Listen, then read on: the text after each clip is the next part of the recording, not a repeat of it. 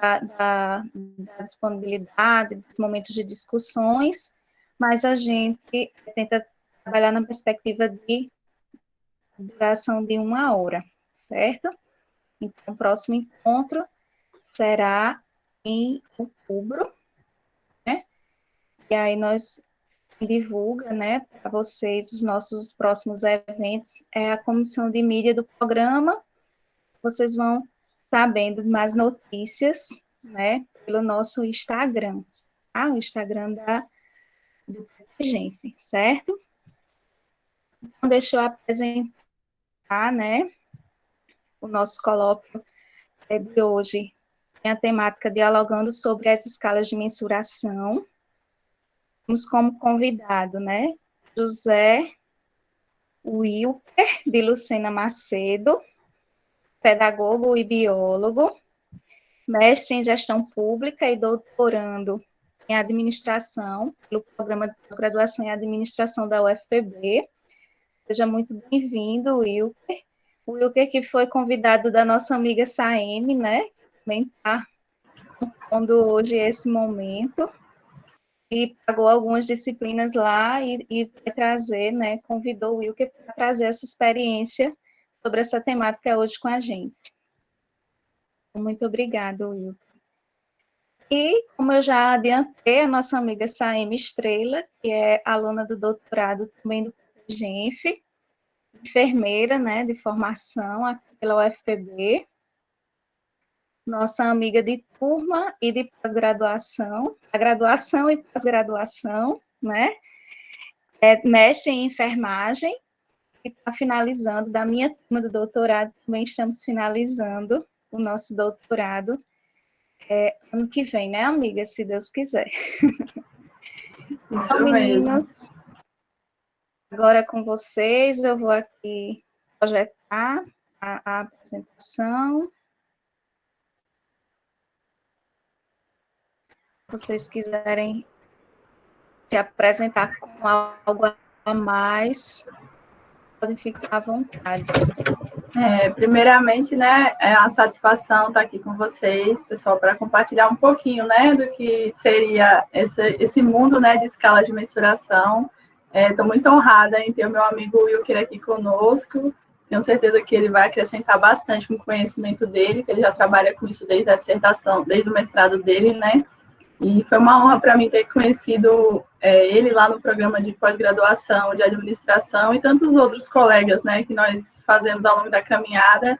Então, assim, sintam-se bem à vontade para perguntar. As meninas estabelecem que vocês mandem as questões no chat, né, para no final a gente responder. Então, fiquem bem à vontade. E ao final, depois, se vocês quiserem, né, os slides da apresentação, a gente pode mandar o PDF para vocês, tá bom? E é isso, vamos otimizar o tempo, né, porque o assunto é grande, então peço que vocês tenham um pouquinho de paciência conosco. Essa disciplina, nós cursamos lá no PPGA, é uma disciplina que é ofertada só sobre construção e mensuração, e ela é uma disciplina um semestre inteiro, né, então nós vamos meio que dar uma pincelada aqui em cada coisa que a gente aprendeu durante todo um semestre, né. Eu vou dar a palavra para o Wilker aí falar alguma coisa inicial. E se vocês encarem que o encontro de hoje vai ser apenas um guia, uma orientação para que vocês consigam se aprofundar de forma até sozinho, né? Quando eu fiz a minha dissertação, eu construí a escala antes de cursar a disciplina. Então, eu cursei a disciplina depois só para solidificar os conhecimentos que eu tinha adquirido. Mas não é algo impossível de se aprender sozinho. Então, isso daqui pode servir como start para que você desenvolva as competências sozinho depois. Isso mesmo.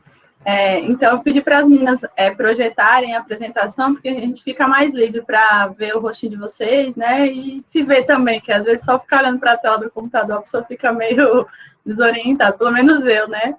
Eu peço desde já desculpa caso tenha alguma oscilação de sinal, como eu comentei no começo, minha internet resolveu adivinhar que eu vou apresentar algo agora online e está oscilando aqui, aí eu estou nos dados móveis. Então, se algum momento eu desligar a minha câmera, é para não puxar tanto a questão dos dados, né?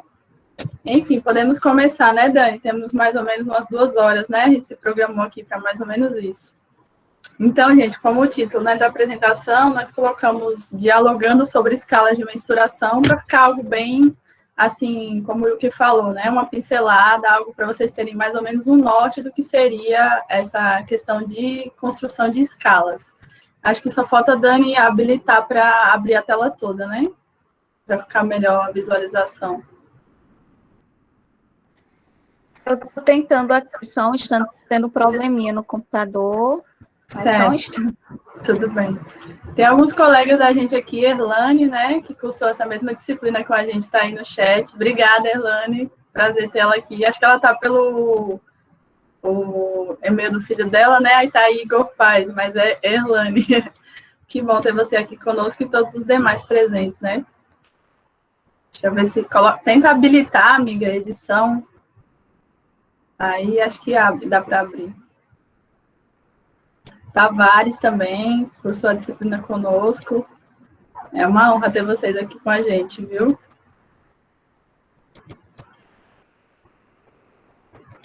Já para, né, fazer meio que puxar a sardinha lá para o PPGA também, eles têm a seleção aberta, né, do doutorado para lá. Eu não sei se ainda está no período, né, de inscrição, Wilker. E eles estão com uma proposta justamente de trazer pessoas de outras áreas, né, da área da saúde, de outras áreas, para vir somar lá com eles. Então, assim, quem tiver interesse, dá uma olhadinha no site do PPGA. Inclusive, também é possível pagar disciplinas, né, como aluno especial lá. Essa disciplina de mensuração, acho que ela é ofertada uma vez ao ano, né, se eu não me engano, no segundo semestre. Enfim, no site tem mais informação de se o Wilker quiser falar também aí um pouquinho, enquanto o Dani projeta aí. Essa disciplina, ela não está ocorrendo com a periodicidade anual. O Franzé, que é o professor que ministra, ele ministrou agora, mas acho que durante o meu mestrado eu fiquei esperando essa disciplina ser ofertada, aí ela não ocorreu. Então, se houver a oferta, pessoal, aproveita, porque vale muito a pena. A gente aprende muita coisa na disciplina. É muito interessante. Exatamente. E a questão, falando um pouquinho da nossa tese, né, Wilker, a gente também vai fazer a implementação, né, de uma construção de escala e implementação. O Wilker já trabalha isso na dissertação, então ele está meio que me orientando também nesse processo. É um parceiro aí que está me ajudando bastante. E, assim, é um assunto bastante interessante, né, como ele falou, não é impossível da gente aprender, é um pouquinho extenso o assunto, e para a gente que é da saúde, eu estava até comentando com ele, né, que às vezes a gente tem um pouco de déficit nessa área quantitativa e acaba se tornando meio que um monstro, né, para a gente, ai meu Deus, essas questões de software, de questões estatísticas mesmo, é melhor a gente pagar um estatístico do que a gente se aprofundar. E a gente estava debatendo essa semana, quando a gente foi ver a apresentação do colóquio, sobre a questão de gerar um empoderamento, né, quando o pesquisador ele tem essa liberdade de passear, né, pelos métodos. Então, é mais um incentivo aí para vocês buscarem, mesmo que às vezes a gente não tenha essa base como o pessoal da administração tem desde a graduação, mas não é impossível. Acho que agora deu certo, né, Dani? Deu sim, Leile conseguiu. Pronto. Eu e o Wilker, a gente ficou assim, bem à vontade, que a gente vai se complementando ao longo da apresentação. A gente não separou, eu vou falar uma coisa, ele vai falar outra, a gente vai se complementando, tá bom? Então, o título, né, como eu falei, dialogando sobre escalas de mensuração. No próximo slide tem a nossa apresentação, que as meninas já bem colocaram aí. E aí, no próximo slide, a gente pincelou alguns elementos introdutórios, né? Pode passar, Dani, o próximo. Então, como elementos introdutórios, né, a gente quis trazer um pouquinho do que seria a pesquisa quantitativa, né? E a importância do pesquisador selecionar o seu método de acordo com o seu problema de pesquisa, né? Então, o pesquisador ele deve sempre selecionar métodos de acesso ao universo empírico condicionado por seu problema de pesquisa. O que seria isso, né? Quando eu entrei no mestrado, quando a gente entra na pós-graduação, a gente tende sempre a seguir a linha de pesquisa do orientador, meio que é uma norma, né? E no mestrado eu sempre trabalhei com métodos qualitativos, então assim, minha cabeça era muito fechada de só pesquisar coisas que fossem relacionadas a métodos qualitativos. E aí, quando eu entrei no doutorado, a gente vai começando a ampliar um pouco o foco e a ter uma percepção maior, né, de métodos, outros tipos de métodos. Então, o problema de pesquisa, é ele que vai condicionar o método de acesso que você vai utilizar. Ou seja, se eu tenho um problema de pesquisa que se resolve bem com a aplicação de um método qualitativo, eu vou usar o método qualitativo. Né? Se eu tenho um problema de pesquisa que precisa mesclar o método qualitativo com o quantitativo, então eu vou aplicar o método misto, né? E assim vice-versa. Então, é só fazendo uma recapitulação, né? Que seria o método qualitativo, né, são aqueles métodos que eles não têm a operacionalização matemática e estatística como referência principal do seu processo, né? Então, está mais focado no caráter exploratório de geração de dados e subjetivo, né, daquele objeto analisado. Né? Inclusive, o pesquisador ele tende muito a se envolver com o campo quando o pesquisador se insere nesse âmbito qualitativo. Já os métodos qualitativos, em geral, eles se definem justamente pela operacionalização estatística ou matemática, né? Ou seja, o pesquisador, a referência principal dele é o manuseio, extração de dados, né? Muitas vezes utilizando, na maioria das vezes, o uso de ferramentas estatísticas, né? Lá no PPGA o pessoal utiliza muito o software R, né? Que acho que não é muito conhecido da gente da saúde, pelo menos no geral, nós tendemos a utilizar mais o SPSS lá. O R é um software de programação, então, assim, eu fiquei bem assustada quando na disciplina, né, de mensuração, o professor já chegou com aqueles comandos, você vai jogando os comandos no programa, então, assim, foi tudo muito novo, mas a gente vai aprendendo com a prática, né, com o uso. Então, basicamente, a pesquisa de mensuração, ela está inserida nesse âmbito da pesquisa estatística, né. E aí o pesquisador, nada impede de um pesquisador ele usar vários métodos no seu trabalho de pesquisa. Eu, por exemplo, né, na minha tese, eu vou usar uma abordagem mista, né? Então, vai começar uma parte qualitativa para a construção da minha escala e depois eu vou aplicar a parte quantitativa, né? Então, é sempre bom a gente abrir um pouco esse horizonte justamente para isso, para você poder ousar um pouquinho nos métodos e também futuramente quem pretende, né, prosseguir na carreira de docência, ser orientador, aí tem um leque maior para orientar seus alunos. Então, no próximo slide, a gente vai falar um pouquinho sobre os 4 passos, né, para o planejamento e execução da pesquisa quantitativa, da mensuração. Quer comentar alguma coisa, Wilker, do primeiro? Não, é isso mesmo, Saime. Só lembrando ao pessoal que quando a gente faz uma pesquisa qualitativa, nós estamos interessados em conhecer a fundo um fenômeno. Então, a gente foca em algo específico e tenta conhecer isso profundamente. Na pesquisa quantitativa, a gente não quer conhecer a fundo um fenômeno. A gente está preocupado com o alcance da generalização dos resultados.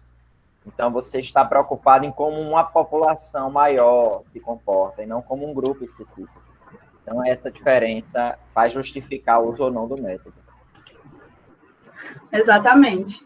E o professor Franzé, né, que o nome dele é Francisco Costa, Francisco José da Costa, e a gente chama ele, o apelido dele lá é Franzé, né? Ele sempre se posiciona muito em relação a isso, porque meio que às vezes tem uma rixa, né, entre os métodos, só o método quant que é bom, só ele que gera bons artigos, o método quali não gera, enfim. A gente, como pesquisador, não deve pensar dessa forma, né? Então, cada método ele tem a sua função específica para a resolução daquele problema que o pesquisador está se propondo a desvendar. Então, aí, como o planejamento, né, e execução da pesquisa estatística, ela está baseada em 4 componentes centrais, né? Que seriam a seleção de construtos, né, e a gente vai ver o que seriam esses construtos mais à frente, o estabelecimento de hipóteses e proposições para verificação empírica, né, geralmente nessa etapa a literatura é a base, né, a parte teórica é a base para isso, as decisões sobre a mensuração dos construtos, né, ou seja, quais métricas eu vou utilizar para fazer essa mensuração, né, qual a sua consistência e validade para mensurar de fato esse construto, né. O terceiro seria as decisões sobre o desenho do trabalho de campo. E aí, nesse passo é fundamental, a gente vai falar um pouquinho mais detalhadamente à frente, né, quais fontes e formas de acesso eu vou usar para chegar a esses dados, né, e como eu vou organizar esses meus dados para posteriores análises, né, que seria o último passo, as decisões sobre análise. E aí é um mundo aqui, né, essa questão de análise, a gente vai dar uma pincelada aqui sobre alguns tipos de análises adequadas para a construção e validação de escalas. Pode ficar à vontade, Will, se você quiser comentar. Tá tudo certo, pode prosseguir. Pronto. Então, o próximo slide, né, a gente coloca mais alguns pontos introdutórios, que seria, o que seria mensuração, né, o que seria medir, né, então, a etimologia da palavra mensuração, ela vem do latim, né, mensura, né, que significa medida, quantidade, dimensão, ou mesmo construção de um instrumento de averiguação. Então, medir é um procedimento muito corriqueiro na nossa vida, a gente como enfermeiro, né, a todo momento aquela frase bem, quando a gente está na graduação, enfermeiro, mede a minha pressão, tira a minha pressão, então, algo bem corriqueiro agora nessa pandemia, a questão da temperatura, né, a gente tem visto muito essa questão de aferição de temperatura, altura, peso, então, é algo bem corriqueiro no nosso dia a dia, a mensuração. E a gente sempre toma como referência de mensuração uma normalidade ou uma medida que foi estabelecida, então, para o IMC, tem uma tabelazinha, né, de medidas que já foram construídas ali para saber se você está dentro do seu peso normal, se você não está, né, e geralmente a gente utiliza instrumentos para se realizar essas mensurações, né. Próximo, Dani.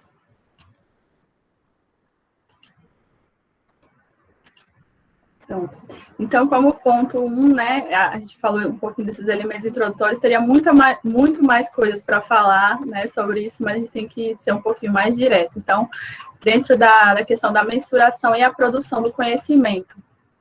No próximo, Dani.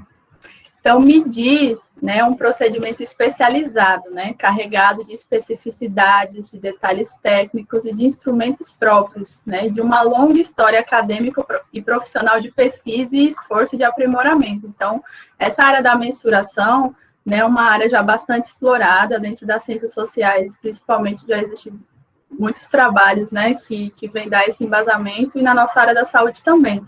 Então, o objetivo fundamental dessa atividade de mensuração é conhecer algo sobre algum objeto, ou seja, quando eu vou mensurar algo, tá ligado, eu vou avaliar aquilo e vou gerar uma métrica para dizer um parâmetro em relação àquele objeto que eu quero pesquisar, né? E para que se faz isso, né? Para que eu vou gerar essa informação em relação ao objeto? Então, geralmente tem-se dois objetivos principais, né, que seriam propósitos profissionais, né, que está muito relacionado ao aperfeiçoamento de um serviço ou de um produto, né, dentro da administração, eles usam muito para essa questão de mensurar a qualidade do consumidor, né, Wilker, na questão do marketing, né, de relacionamento, marketing eles usam bastante, e pode falar, Wilker.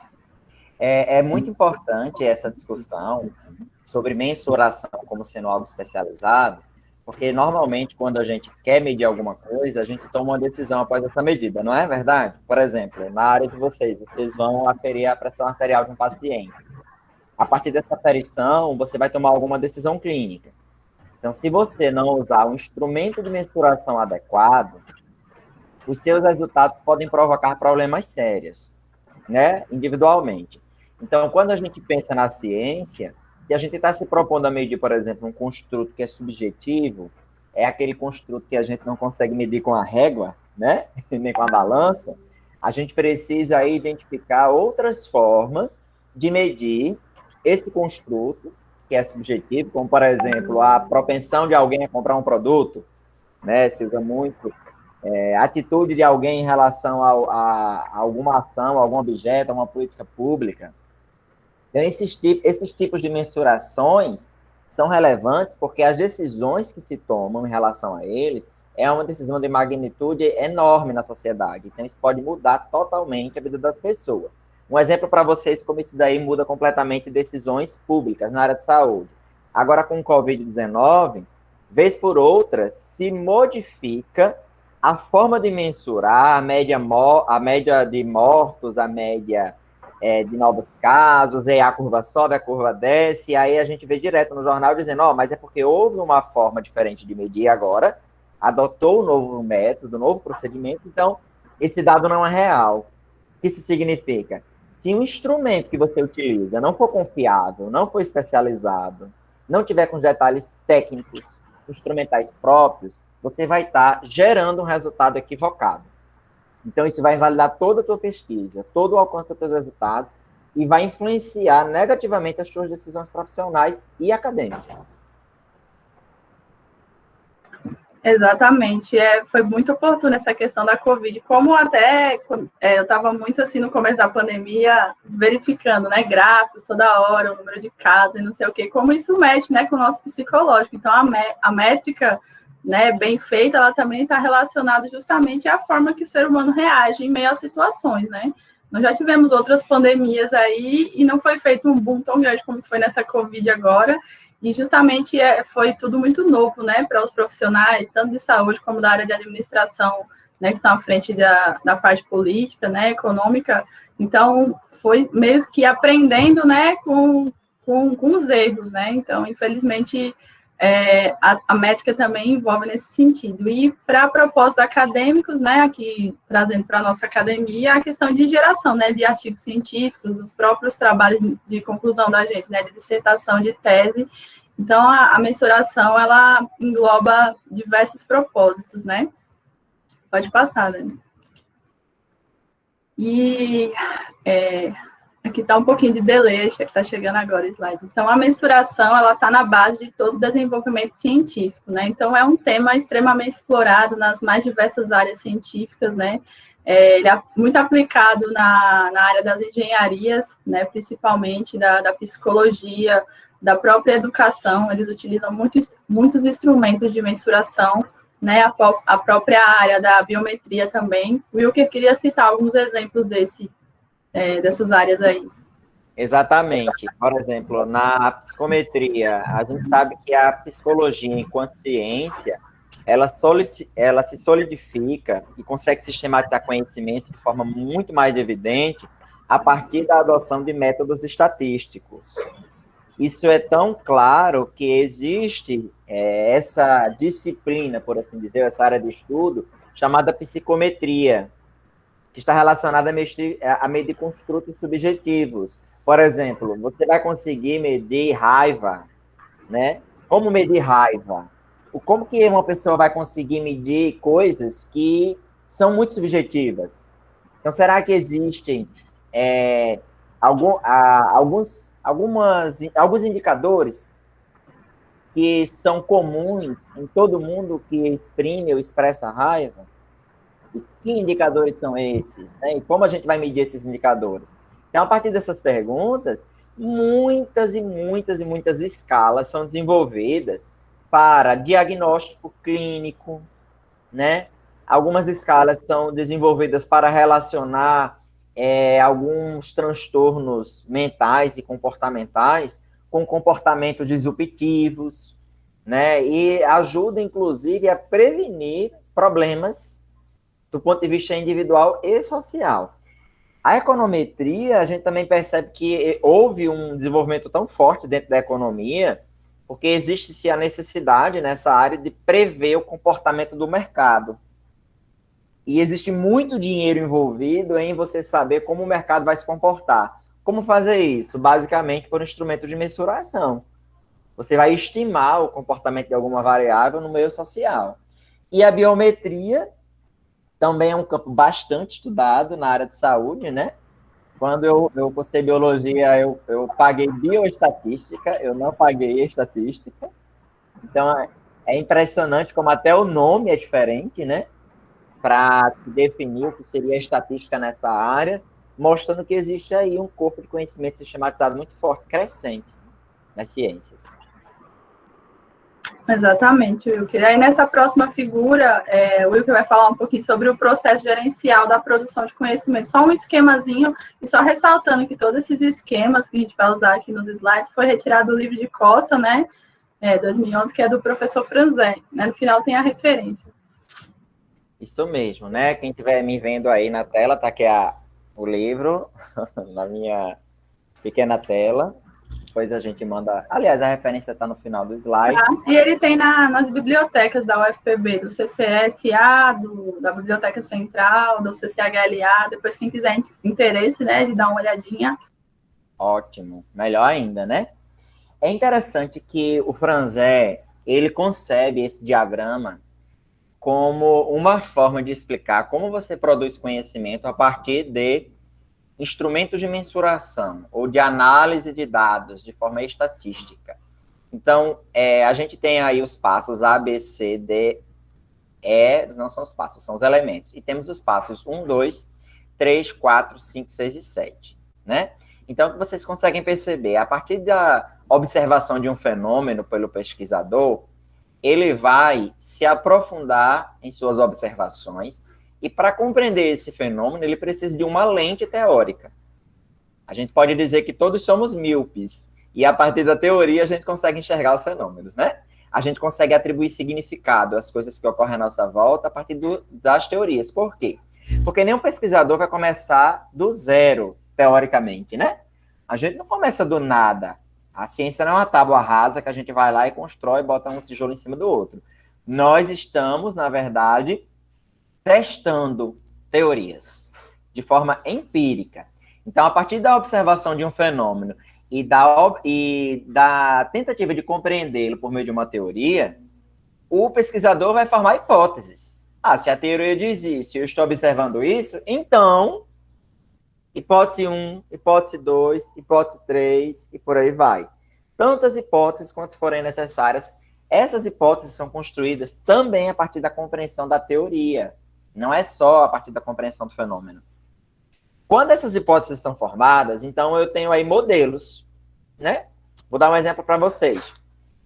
A intenção de alguém de comprar um produto, ela pode ser explicada, por exemplo, com a quantidade de dinheiro que ele tem na conta, ou com o desejo que ele tem de adquirir aquele produto, ou com a usabilidade daquele produto em sua vida diária. Então, perceba que eu estou tentando explicar aqui que a intenção de compra, que é uma variável, ela poderia ser explicada por outras 3. Saldo bancário, desejo e usabilidade. Então, eu estou construindo hipóteses. Qual a hipótese que eu construí aqui? Se eu tiver saldo bancário, se isso for usual para mim, e se eu tiver o desejo, eu vou comprar. Isso é verdade? Eu não sei, porque eu nunca pesquisei isso, né? Mas aí o pesquisador vai coletar dados, vai perguntar para as pessoas, e as pessoas vão dar as respostas. Esse banco de dados de respostas vai me permitir testar esse modelo. Então, eu vou analisar meus dados. Essa análise dos dados, né, que são mensurados, né, são dados discretos ou contínuos, essas análises, elas começam primeiro para a gente compreender como as variáveis se comportam. Será que essa variável aqui, a maioria das pessoas respondeu só que sim? Ou está meio dividido entre sim e não? Ou se for de uma escala assim, de 0 a 10, será que a maioria das pessoas respondeu entre 7 e 10? Ou será que está bem dividido a quantidade de pessoas pelas respostas? Então, essa análise que a gente chama de análise exploratória. A gente vai estar construindo aí conhecimento a partir da análise dos dados, pensando como seriam os gráficos de distribuição de frequência dessas variáveis e que informações a gente pode obter a partir dessas análises. Por fim, a gente faz a verificação das nossas hipóteses, por meio de testes. Testes de hipóteses, né? Aí a gente vai dizer, olha, a hipótese 1 foi verdadeira, comprovei empiricamente, então a teoria estava certa. Ótimo. A hipótese 2 não foi verdade, então essa teoria pode ter um furo.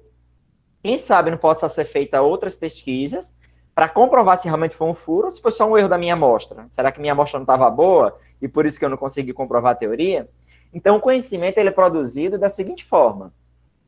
A gente vai confirmar nossas teorias ou a gente vai rejeitá-las. E quanto mais estudos rejeitarem uma teoria, mais fácil ela ficará de entrar em desuso e de novas teorias serem criadas. Então, a gente tem aquele processo de antítese, ou seja, o que é contra a minha teoria, não é verdade? E a gente tem o processo de síntese. Essa relação dialética do que é a favor ou contra a teoria vai gerando novos conhecimentos, e assim as teorias são, posso dizer, aperfeiçoadas, e novas teorias são propostas, a partir desse processo dialético, né? De você questionar ou você confirmar uma teoria. Então, basicamente, é isso que esse diagrama quer nos explicar, como que é produzido conhecimento por meio da pesquisa quantitativa. Me alonguei muito, né, Saime?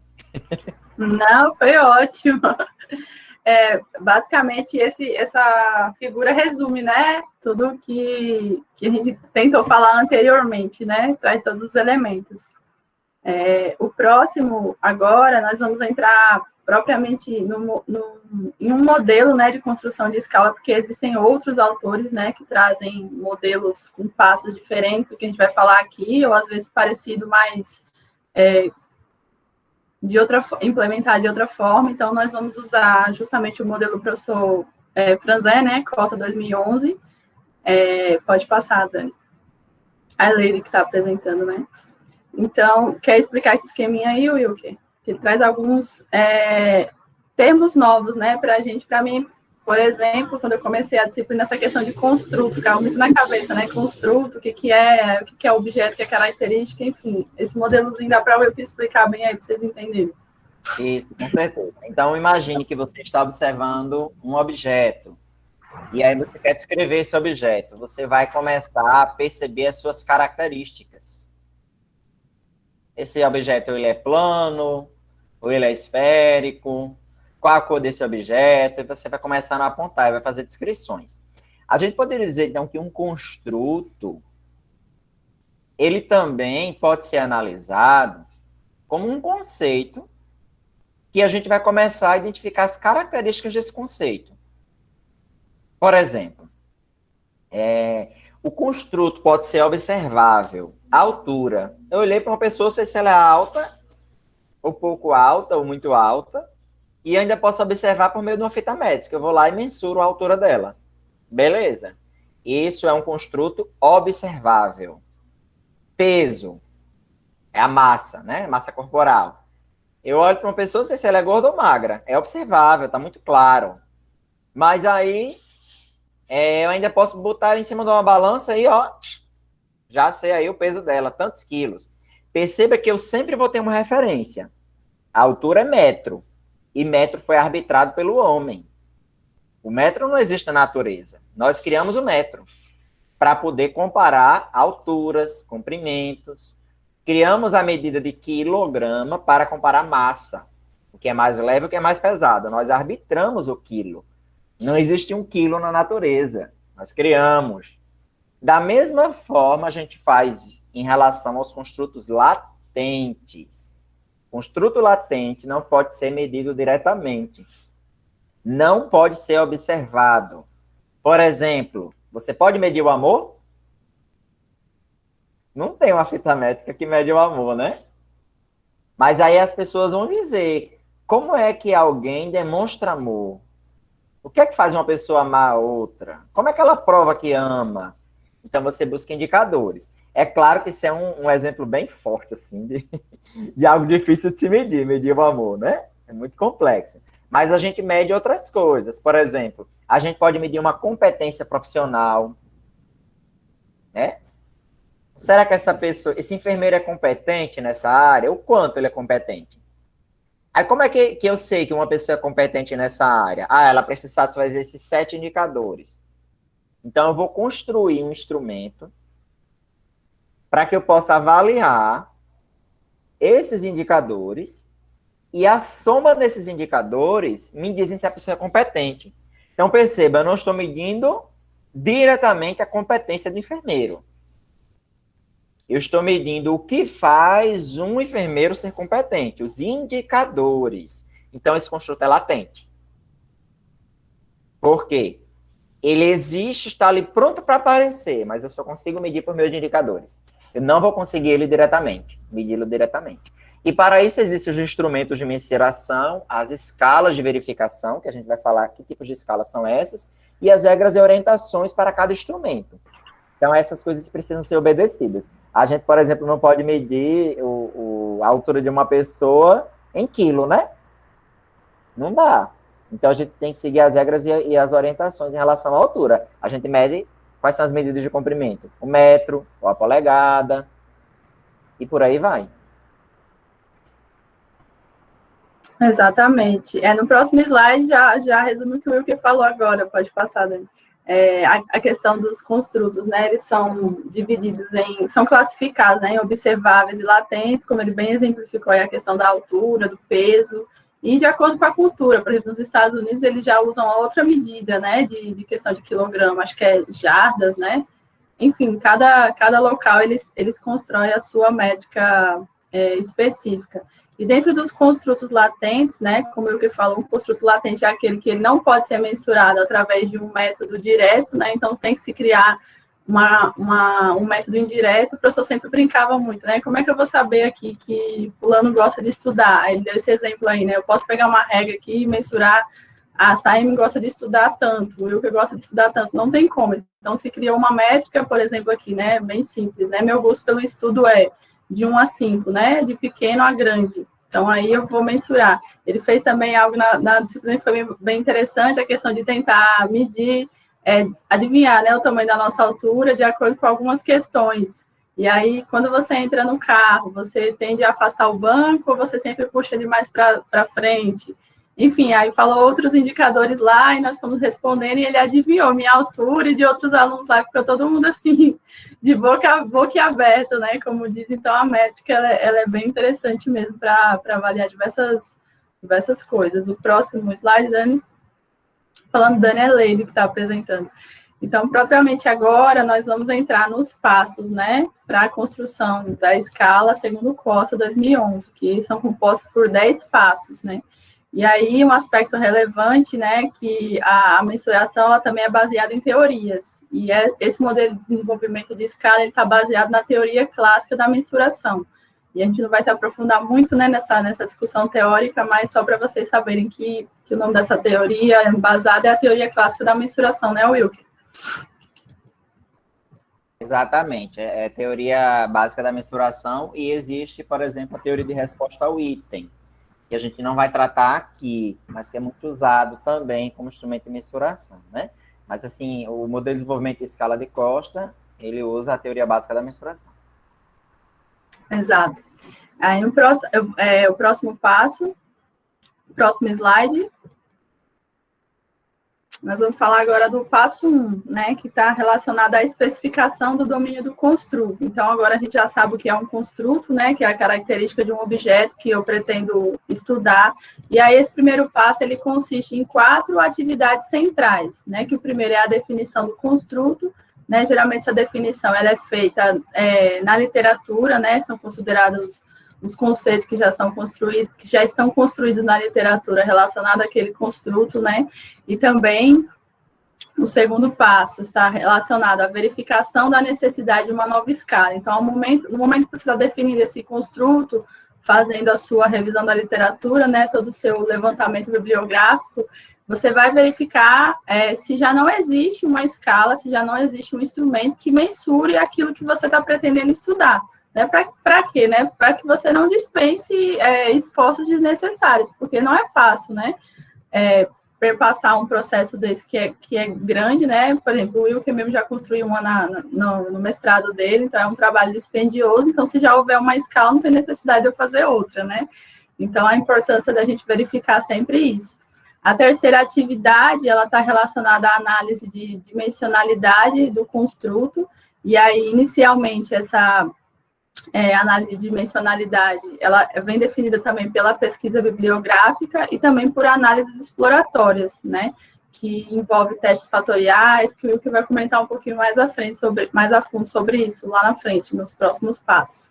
E, por fim, a quarta etapa, né, do primeiro passo, está relacionada à decisão da natureza formativa ou refletiva. O que seria isso? Nós não comentamos anteriormente o que seria, né, um construto formativo refletivo, mas só para a gente não se aprofundar muito, os construtos latentes, eles podem ser do tipo formativos e refletivos, né? Então, geralmente, para a construção de escala, até o próprio Costa, 2011, ele recomenda que a gente adote construtos refletivos, né? Pois fica mais consistente para teorizar e também fazer a parte da análise estatística, né, Wilker? Isso, exatamente. Nessa etapa, o que a gente precisa ter muito claro na nossa mente é que a gente já deve ter feito uma revisão exaustiva do conceito na literatura. Porque o aluno não pode chegar aqui, né? O pesquisador não pode chegar aqui com dúvidas sobre o que ele está pesquisando. Então, definir o construto passa por aquela questão ontológica. A natureza, o que é, entendeu? O conceito precisa estar muito claro e delimitado. E por que ele precisa ter esse conceito claro e delimitado? Porque se ele for construir uma escala para medir uma coisa que ele não tem delimitação do que exatamente é, vai dar errado, né? Então, essa necessidade de uma nova escala, essa análise de dimensionalidade, tudo parte de você conhecer exatamente o que você pesquisa. Você saber a natureza do conceito, do construto que você está investigando. Exatamente. Aí no próximo passo, né, o passo 2, novamente Costa reforça a importância do primeiro passo, que é justamente resumindo isso que o Wilker falou, a importância de ter bem delimitado o construto, né, e ter embasamento na literatura para você fazer essa construção, né, e também não haver uma escala já pronta em relação a isso. E aí, a segunda atividade central do passo 2, né, seria, eu nem falei o nome do passo 2, né, atividades de geração de itens e validação de face e conteúdo. Então, após verificar novamente todas as etapas do passo 1, que você cumpriu toda essa parte teórica, de levantamento teórico do seu construto, você vem agora para a questão de geração de itens, né.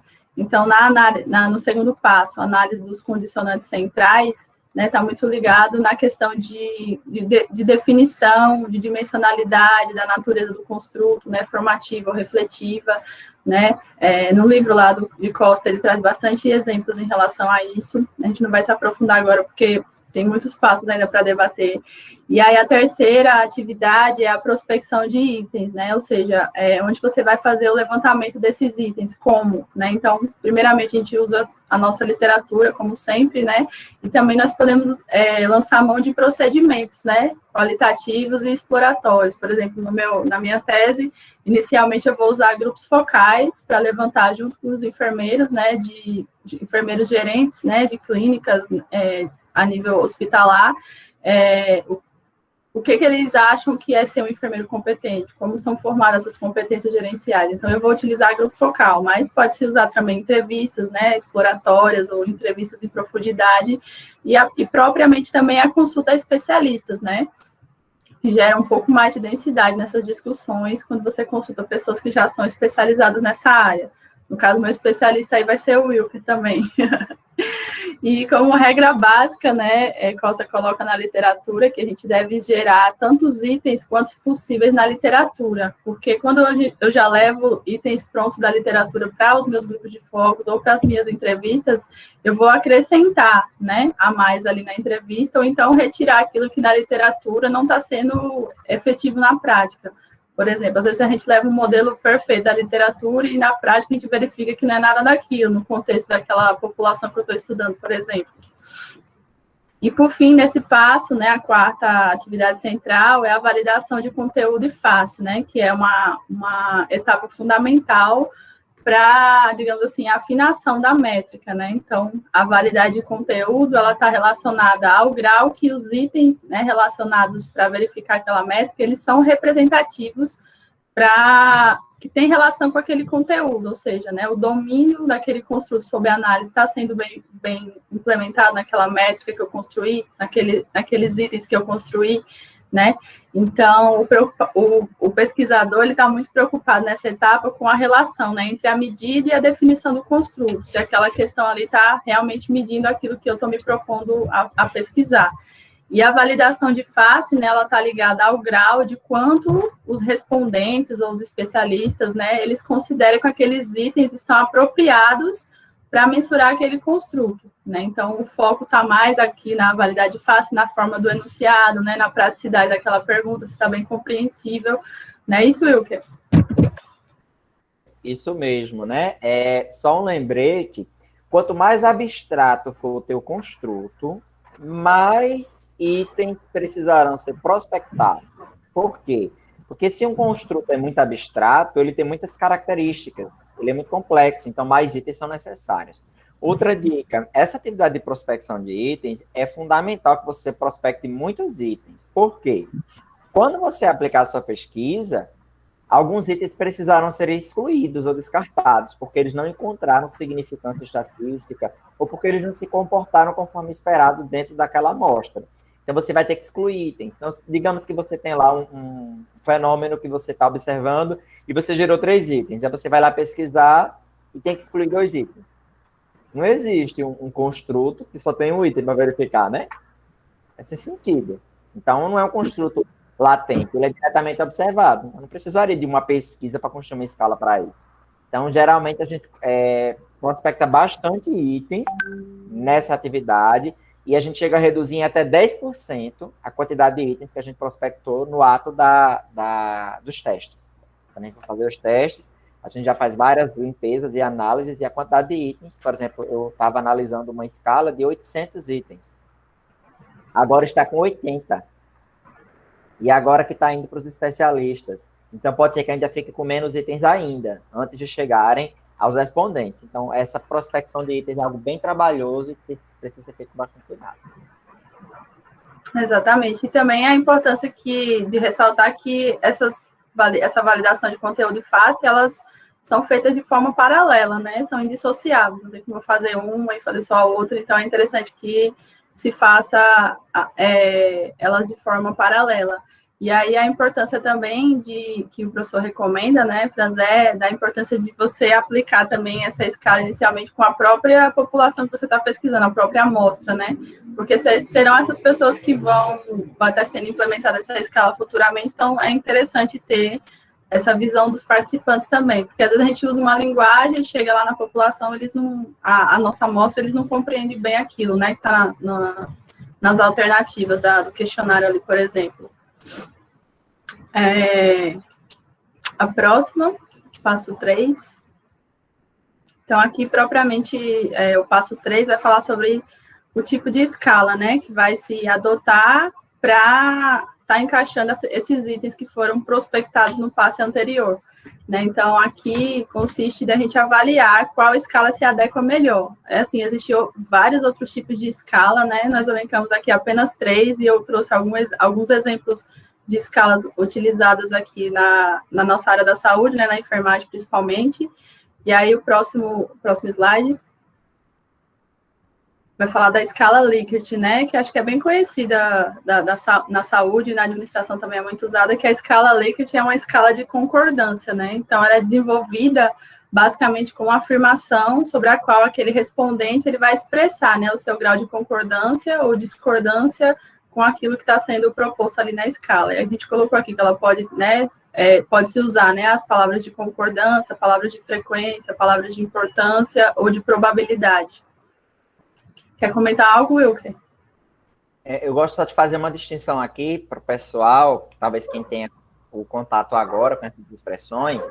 Escala é um instrumento de mensuração, então ele vai ter os itens lá. Estou tentando medir, por exemplo, intenção de compra. Aí vou ter lá o item, eu gosto de comprar em tal lugar. Eu não compro muito. Esses são os itens que formam a escala. O que a gente está falando aqui é a escala de verificação, ou seja, como é que eu vou avaliar esse item que tem aqui? Aí eu posso avaliar, por exemplo, se eu concordo ou não. Aí eu posso dizer, concordo totalmente, concordo, não estou decidido, discordo totalmente.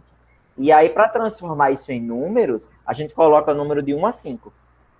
Então, quem respondeu 1 é porque discorda totalmente. Quem respondeu 5, concorda totalmente. E aí, com essa transformação para número, a gente consegue fazer análise estatística. Exatamente. No próximo slide, a gente colocou um exemplozinho, né, assim, bem da área de marketing, né, em relação, de marketing não, de compra, né, como você classifica esses recursos para seu celular. Então, a prospecção de itens aqui foram o quê? Para avaliar, né, recursos para o celular, durabilidade de energia, câmera, o tamanho do celular, velocidade, né, que ele processa os dados e os aplicativos. Então, aqui ele colocou entre extremamente não importante para muito importante. Então, aqui é assim que é aplicado com a sua amostra, né? E quando vai-se para o software estatístico, como o Wilker falou, tem que ser transformado em números, né? Para poder ser avaliado estatisticamente. E aí, no próximo slide, tem um exemplozinho de escalas do tipo Likert, né? Que é quando a gente implementa justamente essa questão da numeração. Geralmente, a escala Likert varia de 5 a 7 pontos, né, Wilker? Isso, tem escalas de 5, 7, 11, né? 11 varia de 0 a 10, por exemplo. Então, existem várias formas. Aqui outro exemplo, né? em relação a discordar completamente. Eu acho que eu gostaria de usar esse sistema com frequência. Aí discordo completamente seria 1 e concordo completamente seria 5. Eu estava comentando com o Wilker, às vezes a gente, nos próximos passos, a gente vai falar isso sobre a questão do tamanho, né, do instrumento, porque você imagina que é responder uma escala de um instrumento de 50 itens e você fica tendo que avaliar quando chega na metade, você já está marcando qualquer um. Então, a importância também da gente ter essa noção do tamanho, né, da escala, a gente vai falar um pouquinho mais à frente. O próximo exemplo de escala que a gente selecionou é a phrase completion, né, que ela está muito relacionada a você tomar um item e iniciar a apresentação dele remetendo à intensidade de manifestação, né, diretamente.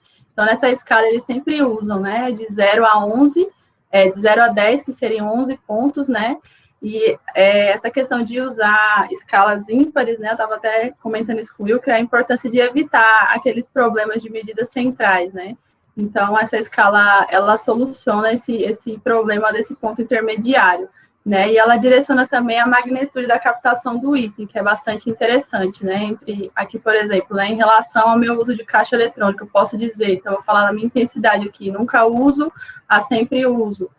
A outra é, quanto à minha preferência de uso de caixas eletrônicas, eu prefiro nunca usar, eu prefiro sempre usar. Então, eu achei bastante interessante a proposta dessa escala.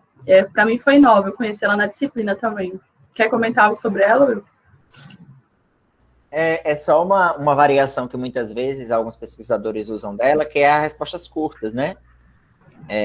Na verdade, você faz uma pergunta e a pessoa vai responder com uma palavra.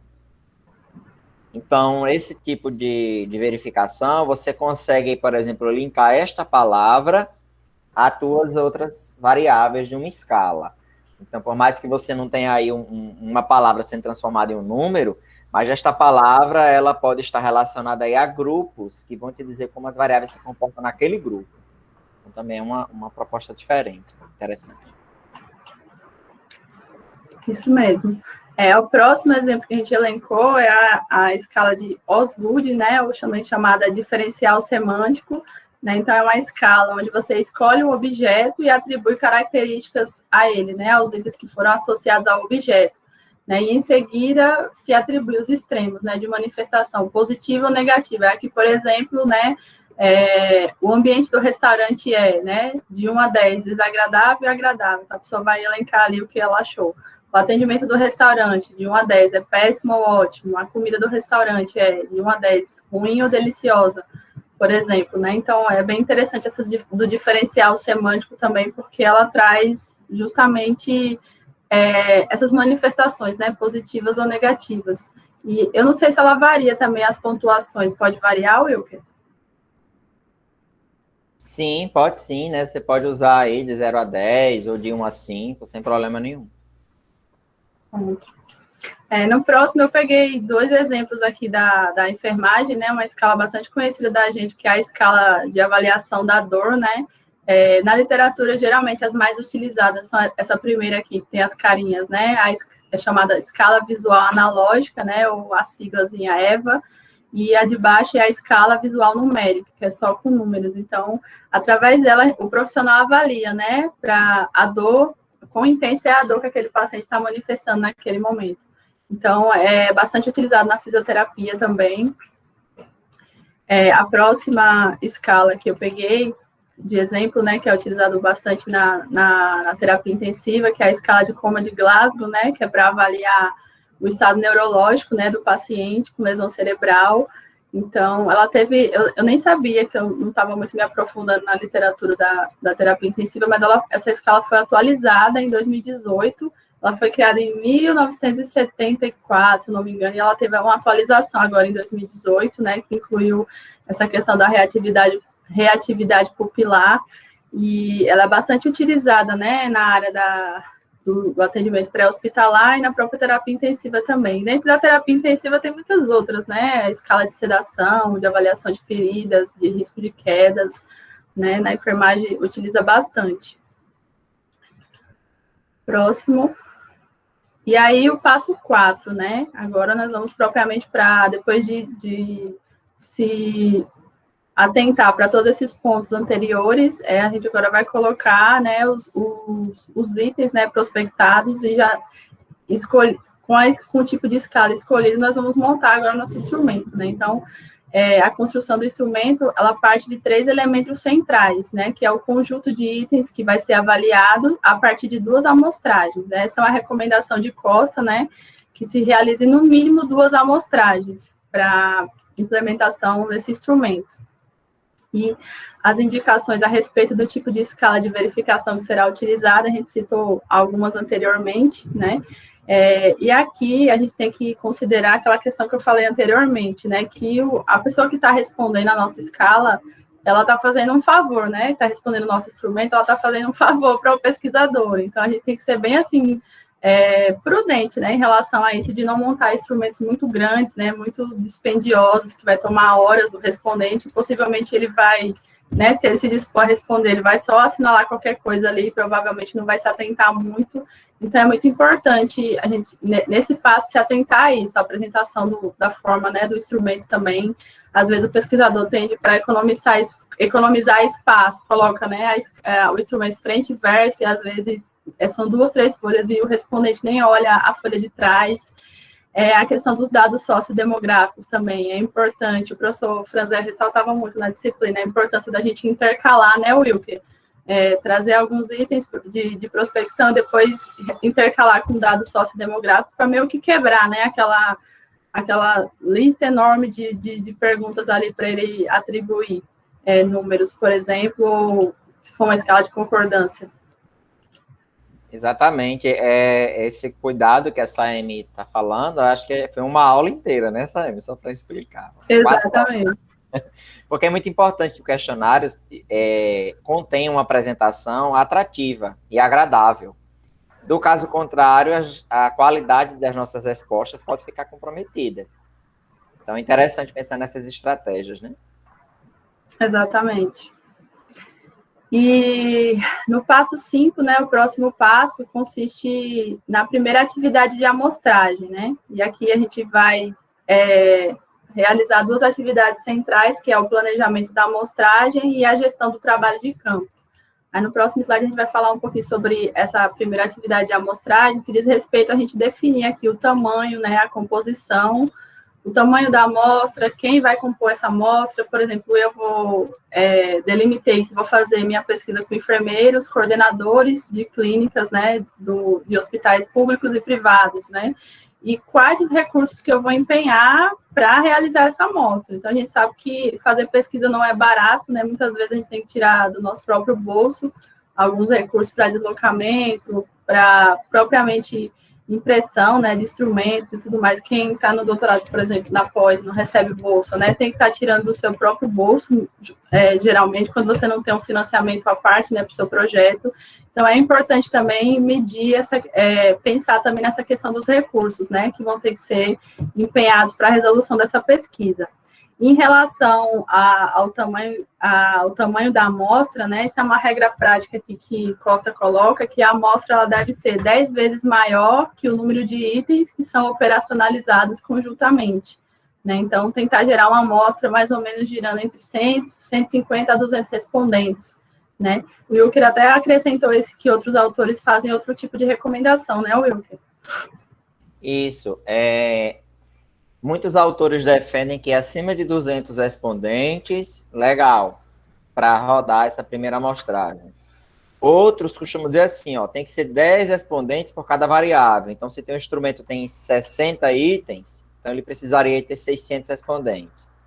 Então, não vai ter uma regra que seja soberana, mas é bom que a gente siga a orientação desses autores, até porque a gente precisa justificar a quantidade de itens que a gente conseguiu, o tamanho da amostra que a gente conseguiu coletar. Exato. E nessa primeira atividade de amostragem, né, Costa coloca aqui também mais flexível para você pesquisar, por exemplo, com pessoas que são mais acessíveis para você. Por exemplo, eu vou fazer a primeira amostragem da minha escala com alunos que já são enfermeiros, que estão na pós, que já cursaram, ou estão na graduação, que já cursaram a disciplina de administração, ou seja, que tem mais ou menos noção do que seria competências, que é o meu objeto de estudo, né? Para depois, na segunda amostragem, eu implementar justamente com os enfermeiros que já estão na prática. Então, tem essa questão da primeira amostragem, ter essa flexibilidade, né, Will? E o próximo, pode falar, Will. É isso mesmo, né? Essa primeira amostragem, o objetivo é limpar a escala. É dizer que itens ficam e que itens saem. Fazer a validação de face de conteúdo. Isso aí vai ajudar bastante nessa primeira amostra. Exatamente.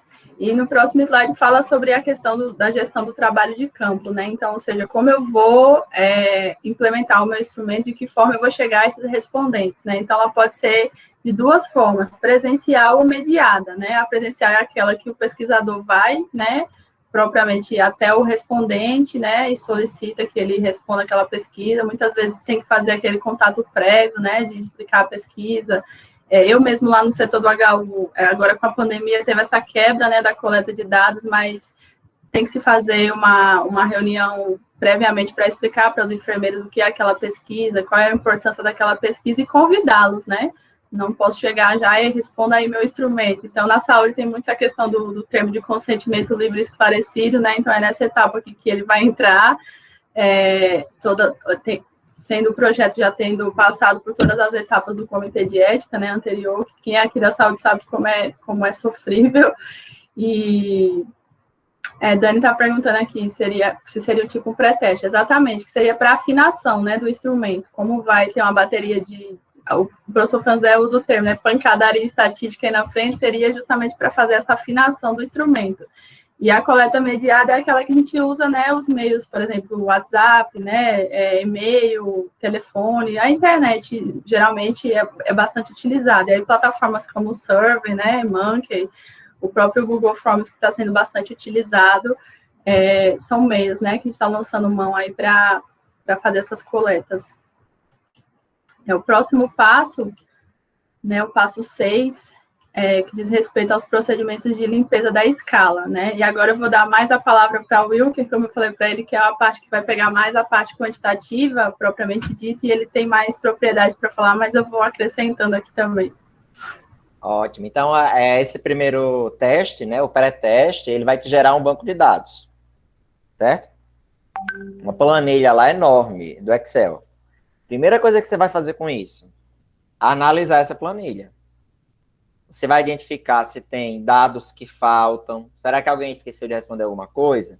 A gente chama isso de miss values, ou dados faltantes, dados perdidos, né?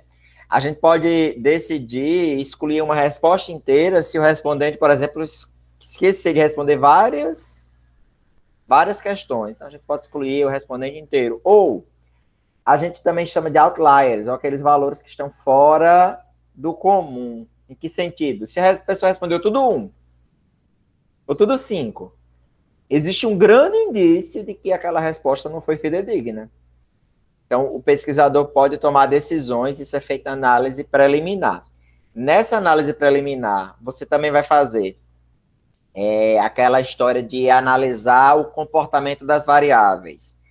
Essa variável segue uma distribuição normal ou ela vai seguir uma distribuição binária, tipo sim ou não? Ou não, ela não está próxima da normalidade. Essa variável não pode ser considerada como normal. Por que isso é importante? Porque, a depender do comportamento das variáveis, os métodos e os testes de hipóteses que você vai usar lá no futuro vão ter que mudar. Existem testes que é para variáveis normais e testes para variáveis não normais. São os testes paramétricos e os não paramétricos.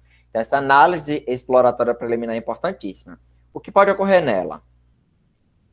Pode ocorrer você identificar que parece que seus itens têm problemas. E talvez você tenha que voltar para prospectar novos itens e fazer um novo pré-teste. Né? Então, essa análise exploratória, você vai ver a média, a mediana, a moda, vai ver a frequência de distribuição das variáveis, vai ver os quartis, né, as medidas centrais, as medidas de dispersão, e etc. A análise de correlação, basicamente, é um processo em que você vai verificar como esses itens se comportam em conjunto. Será que eles estão variando de forma parecida um com o outro? Se a variação é parecida, a gente chama isso de correlação.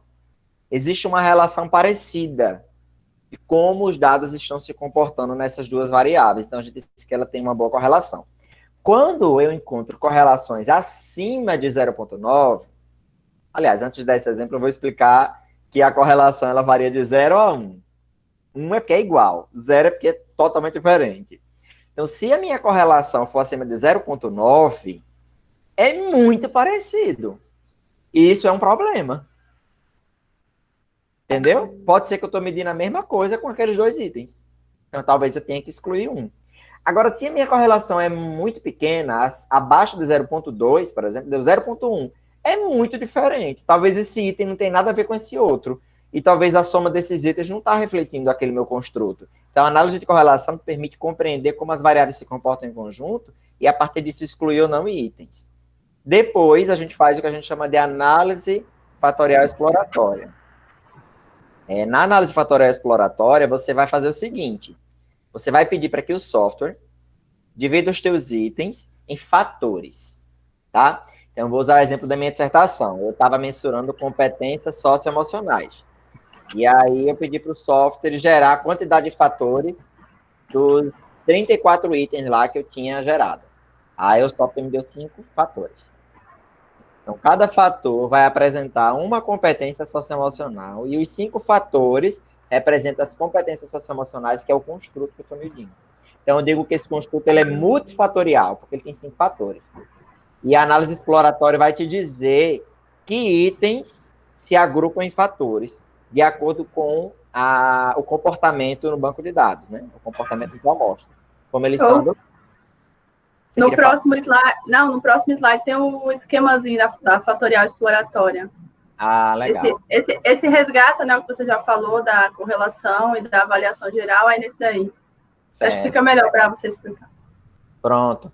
Então, essa análise fatorial exploratória, você vai ter que analisar, por exemplo, primeira coisa, essa minha amostra está adequada para eu fazer a análise fatorial exploratória?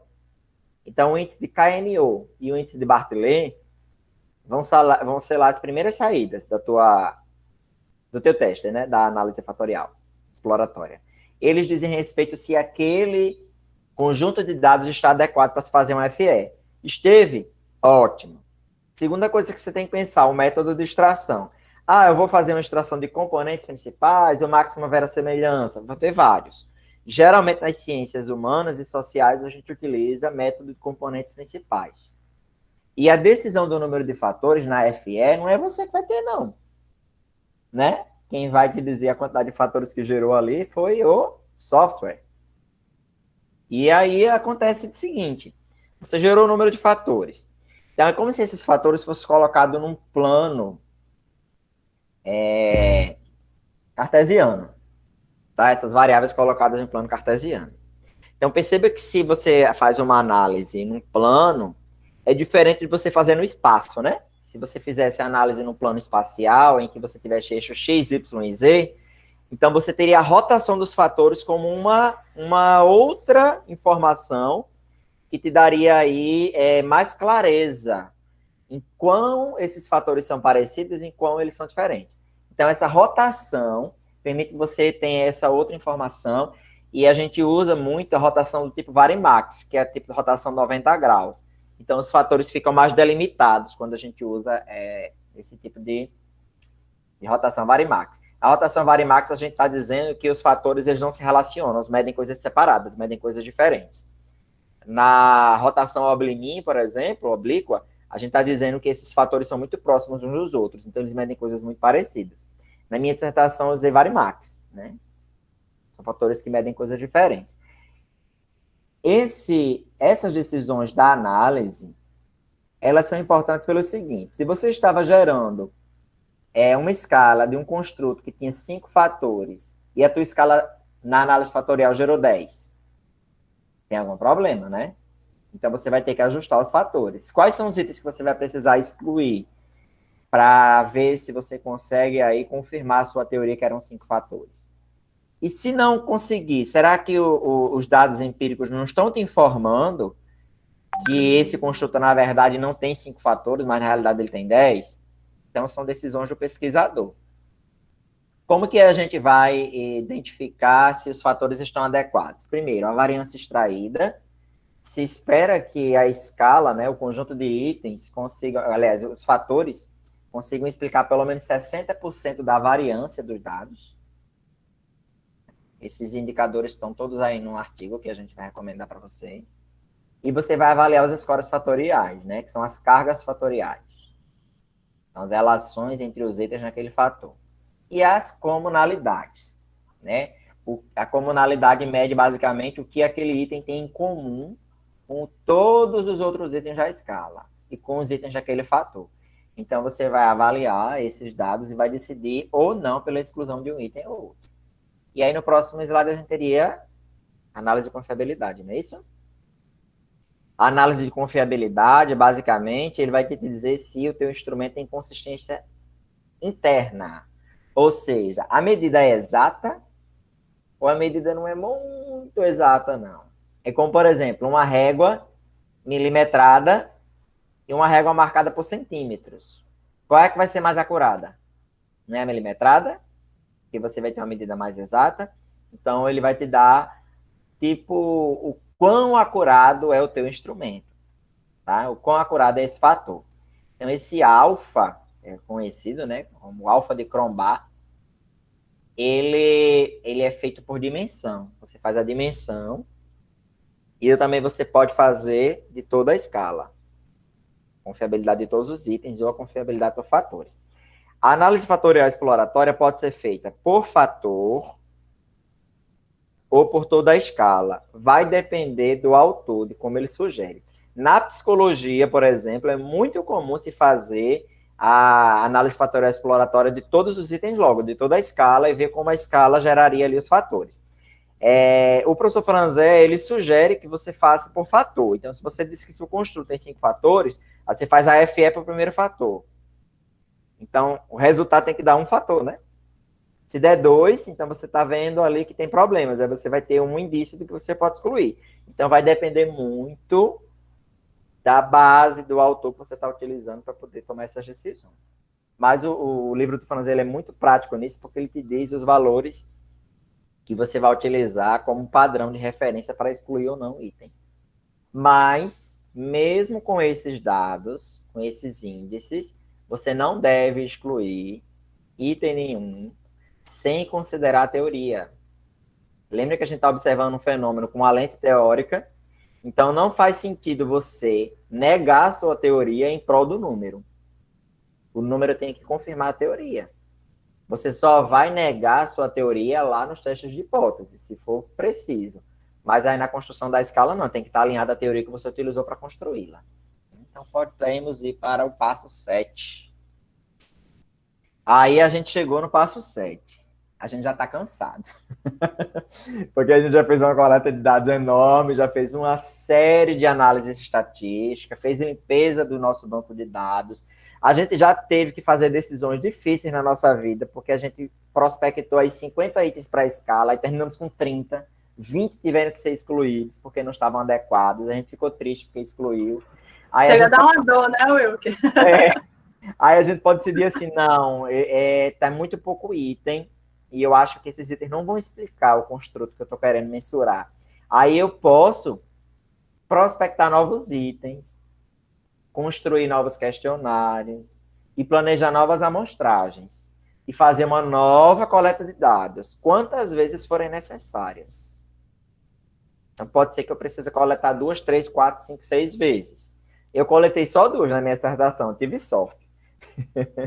Mas tem gente nessa que coleta várias. Exatamente. No próximo slide ele fala justamente sobre nessa etapa aí, né, que vai ter esse corte, né, que dói bastante quando vocês estiverem fazendo, se alguém se propor a fazer, vai sentir essa dor da questão das alterações, e às vezes até de mudar, né, a escala de verificação, mudar para um outro tipo, talvez que possa ser mais adequado, né, então essa primeira amostragem, ela é muito eficiente por conta disso, né, que ela te dá todo esse suporte, digamos assim, para você errar nesse momento. E na próxima verificação já tem que estar tudo bem afinadinho, né, Will? É verdade. Então, a vantagem de várias amostras é porque quanto mais amostra você coletar, mais confiável e válido é o teu instrumento. Porque Exatamente. Sim. No próximo, é porque os passos a gente definiu, aí foi destrinchando nos slides anteriores. Aí é mais, esse slide aí, o próximo, é mais falando sobre isso, né? E também a questão, nesse slide que fala da gestão da atividade de campos, né?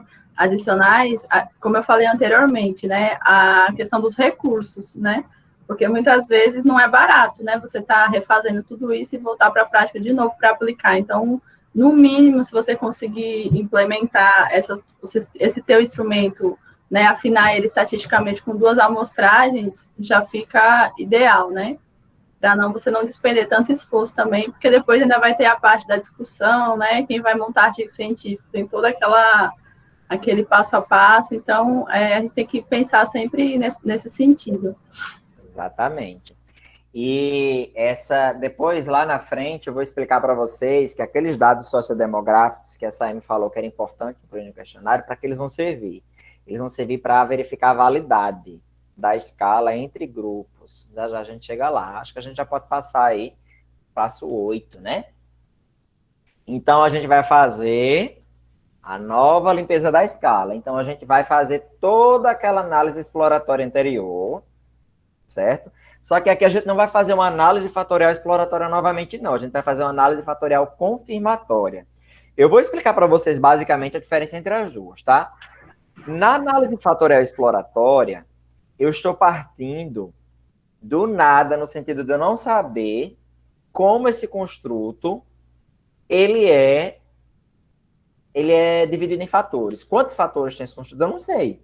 É a primeira vez que está se construindo uma escala para esse construto. Eu não sei se ele tem 4 fatores, 5, 6, 7, 8.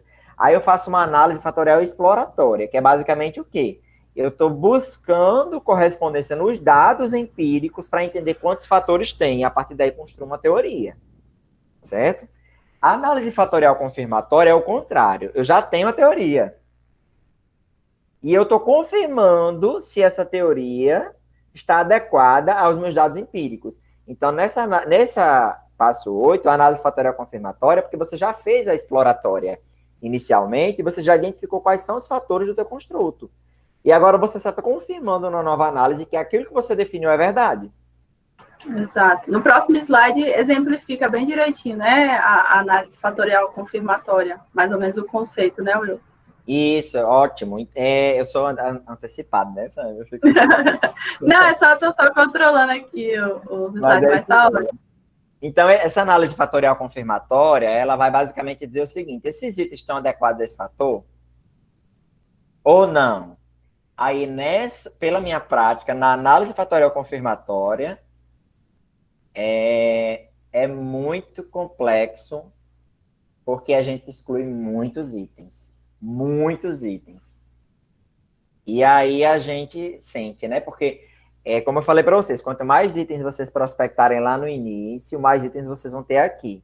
Aí olha que arriscado, você chegou aqui só com 3 itens no fator, aí chegou na confirmatória e não rolou, só ficou 2. É muito ruim medir uma coisa só com 2 itens. Será que a coisa é tão simples assim? Ou então com 3, já é melhor um pouquinho, né? Mas com 2 é bem complexo. Se ficar só uma, Tavares até falou agora da escala single item, né? O Franzé falava muito da resposta definitiva. Né? Um livro que diz que muitas vezes a gente escala com 11 itens que poderia ser medida apenas com um item. Então, ao invés de você perguntar 11 itens, você não precisaria de uma escala, você precisaria de um item. Isso seria a pergunta definitiva. Ao invés de você perguntar 11 coisas para uma pessoa, se você perguntar só uma, a diferença de resultado vai ser ínfima, muito pequena, para uma decisão. Então, é melhor você usar a escala de single item. Então, a gente tem que ter esse cuidado aqui, porque se a gente vai ter um fator de um único item, talvez a gente tenha que escolher o fator da escala, e não só o item. Aí a gente precisa prospectar realmente muitos itens para quando chegar aqui. A Jamile perguntou aqui, que acho que tem a ver com o que você está falando, é uma escala construída já com fatores embasada em uma teoria da enfermagem, por exemplo, pode se partir já para a confirmatória? Deve-se. Você não pode explorar uma teoria que já existe. Você não pode usar FE para uma escala que já existe. Você vai confirmar por meio da fatorial confirmatória. Então, a fatorial confirmatória, ela diz se o teu documento, se o teu instrumento, ele é válido, se ele é confiável. E a gente vai ver exatamente como. Pode passar. Acho que é para o próximo, né? Isso. Então, aí a gente tem a análise de validade e a análise de confiabilidade. Então, quando você faz a fatorial confirmatória, você vai ter aí a possibilidade de analisar a análise de confiabilidade, que a gente chama a análise de confiabilidade complexa. Tá? Ela vai além do alfa de Cronbach, ela é usada nos softwares como ômega. E aí, essa validade, ela vai te dizer a validade compartilhada entre os fatores. Então, ela é mais confiável na FC. E outra forma de você fazer a validade do construto é por meio da validade convergente.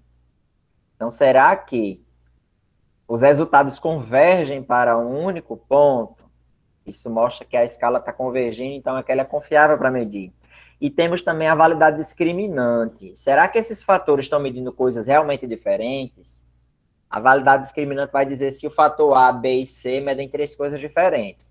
Se eu não conseguir validade discriminante para o fator A, B e C, eu estou dizendo que eles medem a mesma coisa. Então, eu tenho problemas. Então, a gente precisa ter a validade convergente, a validade discriminante. A validade de translação é basicamente aquela validade de face de conteúdo que a gente faz no início, né? Isso é a validade de translação. Mas você também pode ter a validade por certos critérios. Por exemplo, por grupos. Aí vamos lembrar lá dos dados sociodemográficos. Eu fiz uma coleta de dados e aí eu vou verificar se os meus dados se comportam da mesma forma entre homens e entre mulheres. O grupo aqui são os grupos de gênero. Então, se eles se comportam de forma igual, ótimo, validei entre o grupo gênero. Então, a escala está validada nesses 2 grupos. A gente não usa muito gênero porque, às vezes, existem, sim, diferenças entre gêneros, né? Principalmente quando os construtos são subjetivos. Na escala que eu fiz o instrumento de verificação, existe diferença entre mulheres e homens. As mulheres são mais competentes que os homens, na amostra que eu investiguei. Então, eu não consegui fazer a validade de critério de gênero por isso, mas eu consegui gerar um resultado mostrando que as mulheres geralmente são mais competentes que os homens na competência socioemocional. Mas você pode, por exemplo, fazer o seguinte: quando você tiver uma amostra, você vai dizer que essa amostra está adequada quando os grupos eles estão bem representados. Eu tive 400 respondentes na minha amostra. Desses 400, se só tiver 10 mulheres e 390 homens, está bem distribuída essa amostra? Não está. Por quê? Porque ela pode ser tendenciosa. Ela pode me dizer o que pensam os homens e não as mulheres. Porque a maioria da amostra são homens, né? Então, talvez elas não me digam o que as mulheres pensam. A gente faz muito isso quando a gente está fazendo pesquisa nacional. A gente tenta, por exemplo, fazer com que a amostra a gente consiga coletar uma boa quantidade entre regiões. Eu consegui 50 do Nordeste, 50 do Sudeste, 20 do Norte, 30 do Centro-Oeste e 20 do Sul. Aí, como é que você sabe que está bem distribuída? Você pode fazer uma comparação pela população dessas regiões. No Sudeste tem muito mais gente, então era de esperar que eu tivesse mais respondentes aí e assinalassem que são da região Sudeste. Isso é uma forma de verificar a adequação da amostra. Isso também permite a gente fazer a validade de critério, no sentido do seguinte: será que as competências socioemocionais se comportam da mesma forma no Sudeste e no Nordeste? Ou tem diferenças? Se tiver diferenças, é algo para eu informar nos meus resultados. Se não tiver, isso aí eu estou mostrando para vocês que a escala, ela mede bem, tanto no Nordeste como no Sudeste. Chegam os resultados parecidos. Chegam resultados similares, né? Isso é validade do tipo de critério, né? Dos grupos. Validade entre grupos. Uma coisa interessante, Will, rapidinho, da validade de translação aqui, que nessa etapa foi feita lá no comecinho, né? Mas quando se chega nessa etapa 9, se retoma um pouco dessa validade de translação, que é a de conteúdo e face, justamente porque a escala foi modificada, né? Muitos itens foram cortados, outros foram acrescentados, então é importante perpassar por esse passo novamente para ver se está tudo com concordância, né? Direitinho. Aí, geralmente, a gente faz um instrumentozinho daquela escala e manda para especialistas novamente para eles darem uma olhada, para novamente ver se ela está bem afinadinha, né? Nessa última etapa aqui, penúltima etapa, no caso. E esse tipo de validade que o Wilker comentou aí, convergente, discriminante, são tipos de validade de construto, né? Que a gente estuda no livro de Costa, 4 tipos, né? Que é a convergente, a discriminante, de grupo conhecido e nomológica, né? E aí, geralmente, envolve a aplicação de métodos estatísticos, né, mais robustos de verificação de correlação para fazer essa validade. E a de critério, o Wilker já acabou de comentar. Essa variável de critério, né, a variável de grupo conhecido, Franzé chama de validade de construto também, mas a validade de critério que ele traz aqui no livro para a gente é sobre o poder preditivo entre grupos e a capacidade da escala se comportar como esperado numa coleta simultânea. Ou seja, eu já tenho uma amostra e a variável se comportou dessa forma. Numa segunda amostra, ela vai se comportar do mesmo jeito. Validade de critério. Ou, nessa amostra, as competências socioemocionais conseguiram predizer o desempenho no trabalho. Nessa segunda amostra, ela também teria que predizer. Se não houver essa predição, não é satisfeita a validade de critério. Então, ela é mais difícil de ser conquistada. Entendeu? Porque além de você ter grupos separados, bem definidos, você tem que ter 2 amostragens ou 2 pesquisas diferentes. Quando você já está usando uma escala já construída, como a Jamile falou, né? Uma escala que já existe, você está só validando ela em outros contextos, aí você consegue fazer a validade de critério com mais facilidade. E você já espera que ela faça a predição que ela se propôs a fazer no estudo original. Então, basicamente, esse passo 9 é isso aí. E a análise de confiabilidade, que já foi feita anteriormente, né, se implementa novamente aqui, né, Wilker?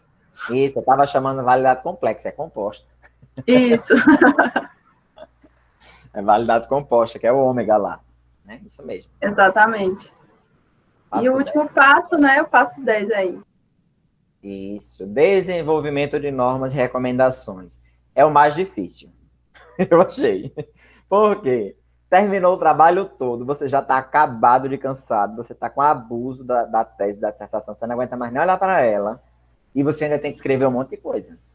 Você precisa dizer, por exemplo, o que é nível baixo, o que é nível alto, o que é nível médio. O que é média competência socioemocional? Você vai ter que definir, você vai ter que arbitrar. E essas arbitrariedades, por assim dizer, é basicamente eu dizer o que é 1 centímetro, o que é 1 metro, o que é 1 quilo. Então, é algo importante.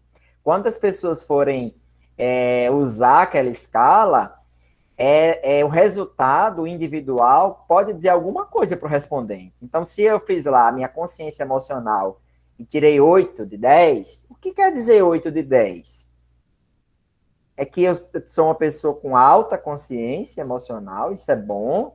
Por que é bom? Então, perceba que exige aí um trabalho de teorização, de explicação, né, de conclusões, reflexões, de ponderações, de meditações, importantes para que você consiga aí mostrar por que a sua escala existe, para que ela existe, por que ela é importante. E também são recomendações de interpretação dos scores da escala, a fim de que pessoas possam tomar decisões, né, decisões gerenciais, ou decisões de procedimentos, né, no campo da saúde, e por aí vai. E aí, o próximo slide, vamos dar uma olhada. Esse é o último passo, né? A gente trouxe assim, bem resumido, até achei que a gente conseguiu terminar cedo, não foi, Wilker? Estávamos preocupados, né? Estava bem preocupado na hora, mas eu tentei ser bem sucinta. Nós tentamos ser bem, né, pontuais, assim, porque realmente é um assunto, como o Tavares comentou aí, é bem exaustivo, né? E por isso a importância de realmente se verificar na literatura a necessidade de construção, né, de uma escala, para que a gente não passe por esse processo todo sem a necessidade plausível. E aí, como o Wilker tinha citado esse artigo de esse de Severo Guimarães, né, Wilker, que traz aquela tabelinha com todas essas medidas que ele comentou aí, então é bastante interessante, vocês colocam aí no Google o nome do artigo aí, vocês acham, e traz todas as medidas. E o livro, né, do Grosso Franzé, que é essa primeira referência aí de Costa, né, que ele também traz os comandos, né, que você coloca no R, ele vai trazendo para cada passo, e até a análise fatorial exploratória ainda dá para fazer no SPSS, né, Will? Quem é mais adepto do SPSS aí, até o passo 6 ainda dá para fazer no SPSS, mas depois precisa de mais alguns complementos, e nesse livro dele ele traz os passos bem destrinchados, né, os comandos, ele traz alguns exemplos também de uma escala que eles construíram lá na administração, de questão de alunos, né, na administração. Então, é bem exemplificado. Então, é isso, gente. Fala aí, Will. Rapidinho, Taime, o Tavares tinha falado lá em cima que, no caso dele, o professor colocou o 11º passo, né, o passo 11, que seria teoria de resposta ao item. Então, atualmente, a gente percebe uma tendência forte de se usar escalas, né, aplicando o TRI. E aí, a teoria de resposta ao item vai dizer se o teu item ele é difícil ou fácil. A teoria de resposta ao item vai dizer se o teu item discrimina bem uma pessoa no meio de um grupo ou não. São esses pontos que você consegue investigar pela TRI, e aí você pode fazer a seguinte conclusão lá no final. Olha, eu tenho 5 itens. Mas desses 5 itens, 4 é quem discrimina. Esse último aqui, esse quinto, ele pode até ter relevância lá nessa teoria da mensuração que a gente fez até agora, mas não vai ter tanta influência dentro da amostra essa resposta para mim. Então, eu posso diminuir a quantidade de itens na minha escala por meio da aplicação da TRI, mas aí seria uma disciplina à parte, né? TRI é um mundo à parte. É isso. Com certeza. Foi ótimo. Wilker, só uma pergunta. No caso, você, no mestrado, né, trabalhou com esse trabalho enorme desse, do que eu entendi.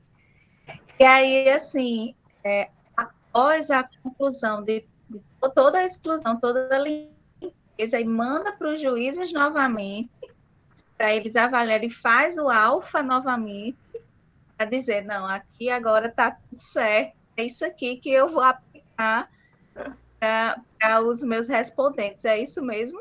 Não, você faz a avaliação de especialistas, ela deve ser feita no momento que você está prospectando itens.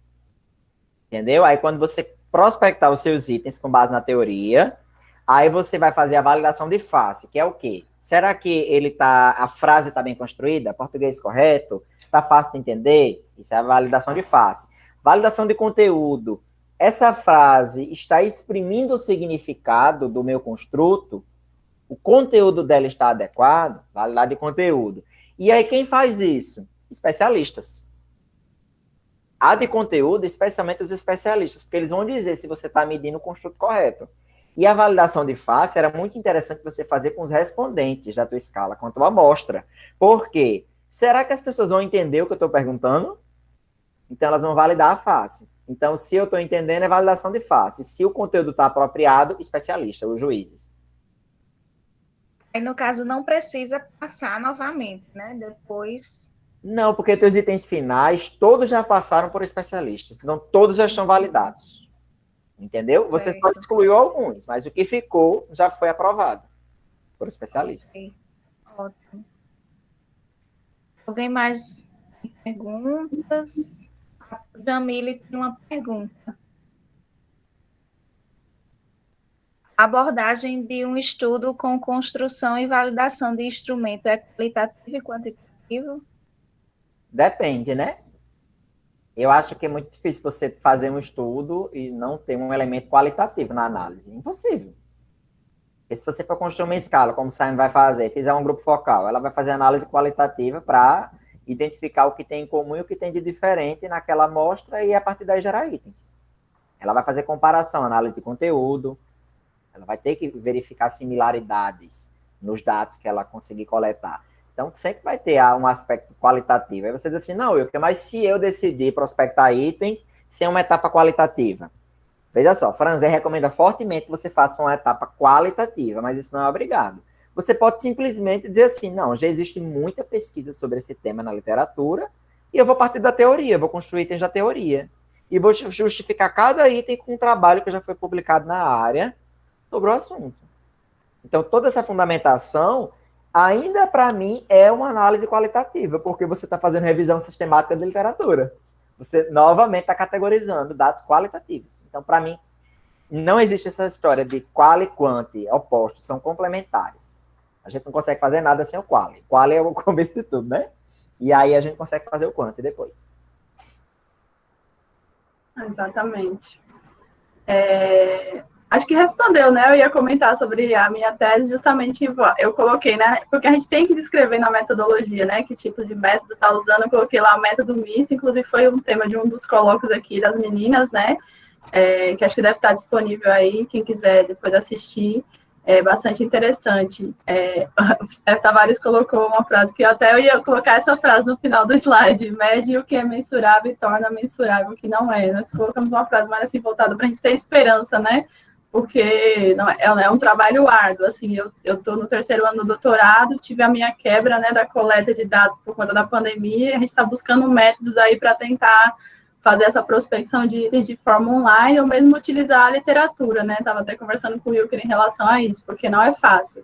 Mas, assim, ninguém está querendo desanimar ninguém, é uma área do conhecimento que, com certeza, vem contribuir bastante, né? Como a gente, na saúde mesmo, existem muitas escalas que são fundamentais para o cuidado do paciente, né? Por exemplo, na administração também, para a tomada de decisão, né? Então, é um assunto muito interessante para quem tiver interesse em se aprofundar. E aí fica a dica dos livros, né? Tem o livro do Hare também, que a gente colocou aí a referência, né? Que é um dos grandes aí da estatística. E é isso, gente. Queremos agradecer, né? Qualquer dúvida, tá os nossos e-mails aí. Eu falei aqui no site que ia mandar o PDF, mas Leila disse que quando forem enviar o certificado, elas já mandam os slides. E só agradecer mesmo as meninas da comissão pela organização e pela oportunidade. E agradecer o Wilker aí pela parceria. Eu que agradeço, Saemi. Foi muito bom ver Erlane Tavares, viu? Me deu mais segurança aqui. Se eu errasse, você ia me corrigir. Eu tenho uma dúvida. Sim, fica à vontade. Eu vi que você falou que para minimizar as respostas que são feitas de forma aleatória, quando o participante já está cansado, né? A gente deveria intercalar com os dados sociodemográficos. Aí eu fiquei em dúvida se a pessoa não teria a imagem de que o questionário está bagunçado, de que ele está respondendo umas coisas, aí do nada quebra, e seria o quê? Eu pergunto a idade da pessoa, e depois do nada eu quebro, pergunta a profissão. É assim, ó, deixa eu te explicar, Leiane. Alguns questionários são assim: todos os dados demográficos e todos os itens da escala. E às vezes as pessoas colocam assim os itens por fatores, bonitinho. Aí o que acontece? Quando a gente coloca dessa forma, os itens por fatores são muito parecidos, porque eles estão medindo o mesmo fator, né? O mesmo construto. Aí acaba que o cérebro da gente se adapta a responder e ele começa a questionar, mas eu já respondi isso, é a mesma coisa, é a mesma nota. Ele não pensa. Então, o objetivo é fazer o cérebro pensar. Então, se a gente coloca coisas muito parecidas uma depois da outra, ele não vai pensar antes de responder. Mas se a gente coloca assim, ó, 4 itens, um de cada fator. Sua idade, data de nascimento. Aí mais 8 itens, 2 de cada fator, de forma aleatória. Entendeu? E por aí vai, a pessoa quebra na resposta e ela vai ter cuidado de pensar no que ela vai responder como resposta. Entendi, muito obrigada. Uma outra coisa que eu anotei, porque na verdade eu estou tentando criar um protocolo. Então eu vi que você falou que alguns autores sugerem que a amostra deve ser 10 vezes maior do que o número de itens. E se eu tenho uma população pequena? Se eu vou trabalhar com serviços de saúde que tem uma quantidade de profissionais muito restrita, tem alguma outra forma de fazer esse cálculo? Aí você pode citar outro autor, né? A gente diz que A gente vai justificar conforme a nossa necessidade. Se a gente conseguir aí pelo menos 10 respondentes por variável, ótimo. Mas se não, a gente usa lá pelo menos 200, né? Para fazer uma análise fatorial confirmatória e exploratória.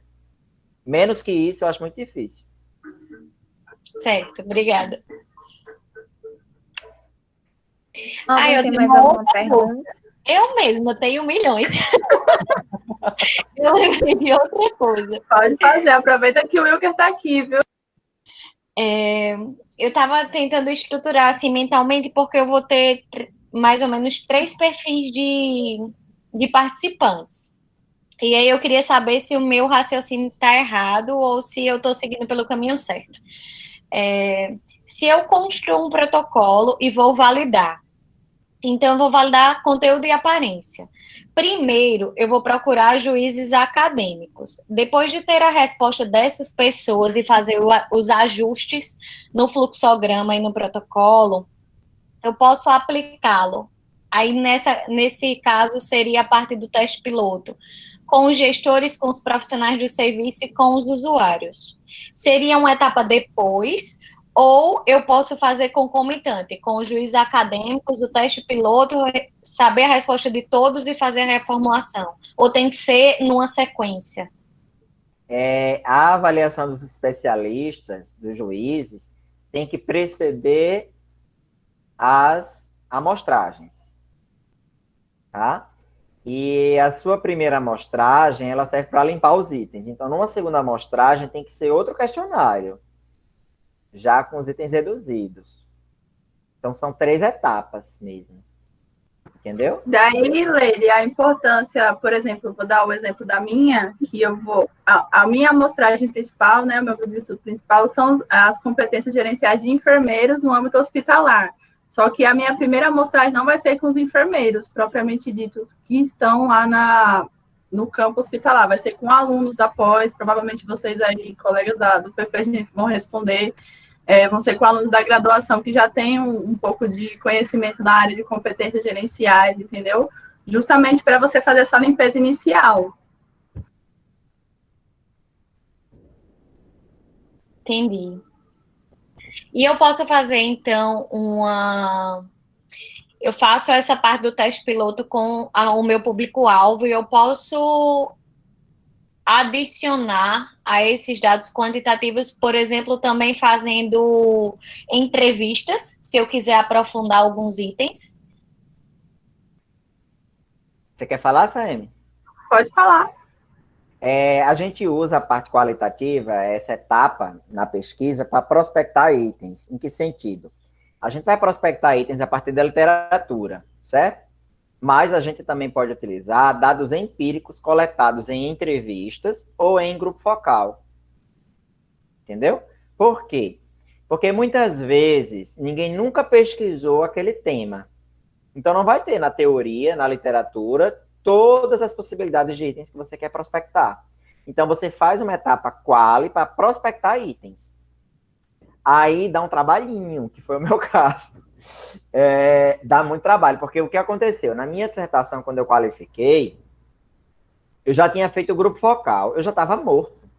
Porque eu fiz grupo focal 3 sessões com gerentes executivos, entendeu?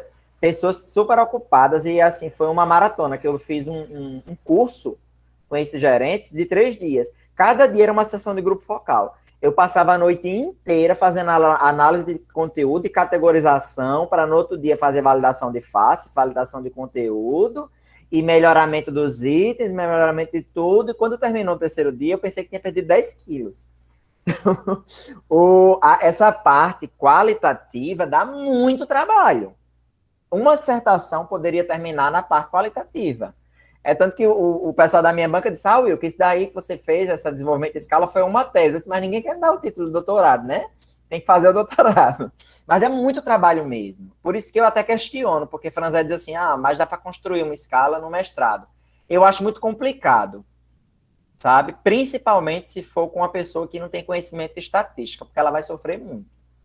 Então, assim, a parte quali é trabalhosa, mais do que a parte de simulação dos dados. Para mim, é a parte mais difícil. parte mais fácil é fazer a análise dos números. E é como o que falou, a questão do acesso, né, aos participantes, acho que já pega metade da dificuldade aí, porque geralmente as pessoas já não querem responder pesquisas, né? Quando é para fazer grupo focal, entrevista que tem que reunir todo mundo no mesmo local, ou agendar um horário, aí já causa um pouco mais de contratempos, né? Então, realmente, essa parte qualitativa é bem trabalhada. Às vezes a gente, na nossa mente, pensa que quando começa a falar desses dados, né, estatística e análise, fatorial, acha que é difícil, mas daí jogando no programa, quem vai fazer para a gente é ele, né? Depois a gente só vai arbitrar em relação ao que fica e ao que não fica. Mas essa parte qual é propriamente o pesquisador mesmo, né? E a Erlane já decidiu que vai fazer no mestrado a escala, né, Erlane? Não vai desistir. Aí, guerreira, Erlane, viu? Dá muito trabalho, gente, fazendo mestrado. Eu acho que eu só consegui fazer por causa de Franzé. E eu comprei esse livro e comi. E o pior é que eu não tinha nem pago disciplina, viu? Só tinha pago Quant1. Que Quant1 é brincadeira, o que a gente faz. Mas, assim, foi difícil, mas foi porque eu aprendi, né? Aprendi a fazer. Mas dá muito trabalho, porque a pessoa perde um pouquinho de saúde. E me rendeu cabelo branco. Tem uma outra coisa que eu estava até comentando com o Dani, que a gente estava em dúvida se, depois dessa fase dos especialistas, se eu escolho, por exemplo, fazer análise com o IVC. Eu calculo o IVC, faço essa primeira prospecção, depois eu vou para o teste piloto. Eu tenho que fazer cálculo do IVC novamente. Me explica o que é IVC? O índice de concordância entre os avaliadores. Ah, tá, sim. Olha, a gente não usa índice de concordância entre avaliadores em administração, mas pela teoria da mensuração, uma vez satisfeito o critério pelos juízes, não precisa voltar a essa etapa, a não ser que você prospecte novos itens. Porque às vezes acontece de você submeter especialistas, fez o pré-teste, aí excluiu um monte de itens. Eita, vou ter que gerar novos itens, porque os que eu excluí eram importantes. Não posso ficar sem. Quando eu gerar novos, aí eu tenho que submeter os especialistas. Mas se eu não gerar, não faz sentido, porque eles já avaliaram. Mas no caso da população-alvo, quando eu aplico o piloto, eu também tenho que fazer esse processo com eles? É opcional. É melhor que seja feito, mas aí a avaliação de face não é de conteúdo, é uma coisa mais simples. Uma vez validado aquele item a face, não precisa fazer de novo. Só se você gerar novos. Entendeu? Entendi, muito obrigada. Porque é uma coisa muito simples essa parte de validação. A validação de face é só dizer se aquela frase está adequada e se as pessoas vão entender. E a validação conteúdo é para saber se a teoria está contemplada naquele item. Beleza, não precisa mais voltar a essa etapa.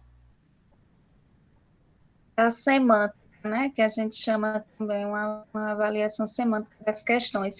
Aí, no caso, Will, vocês trabalham com a análise fatorial, né, no lugar do IVC, não é isso? Você que usa... é a exploratória e confirmatória, como vocês mencionaram. Na verdade, a ideia de você usar fatorial confirmatória e exploratória, ela vai te dizer se é o teu construto, ele é multifatorial mesmo ou não. E ele vai te possibilitar a teorização por meio dos dados empíricos. Se você faz só o índice do IVC, que você chama, né, o índice de verificação por juízes, não, como é o nome? É índice de validação do conteúdo. Índice de validação do conteúdo. Isso daí só está medindo se o conteúdo está adequado ou não, mas isso não quer dizer se aqueles itens estão agrupados num único fator, se tem mais de um fator naquele construto. Então, a fatorial ela é importantíssima. Até para publicar internacionalmente, né? Você não consegue publicar internacionalmente sem ter feito a fatorial confirmatória, não. E nem o que consegue nessa é muito difícil. Isso, o professor Franzé coloca, né, que, por exemplo, para um trabalho de tese, o construto ele tem que ser multidimensional, né?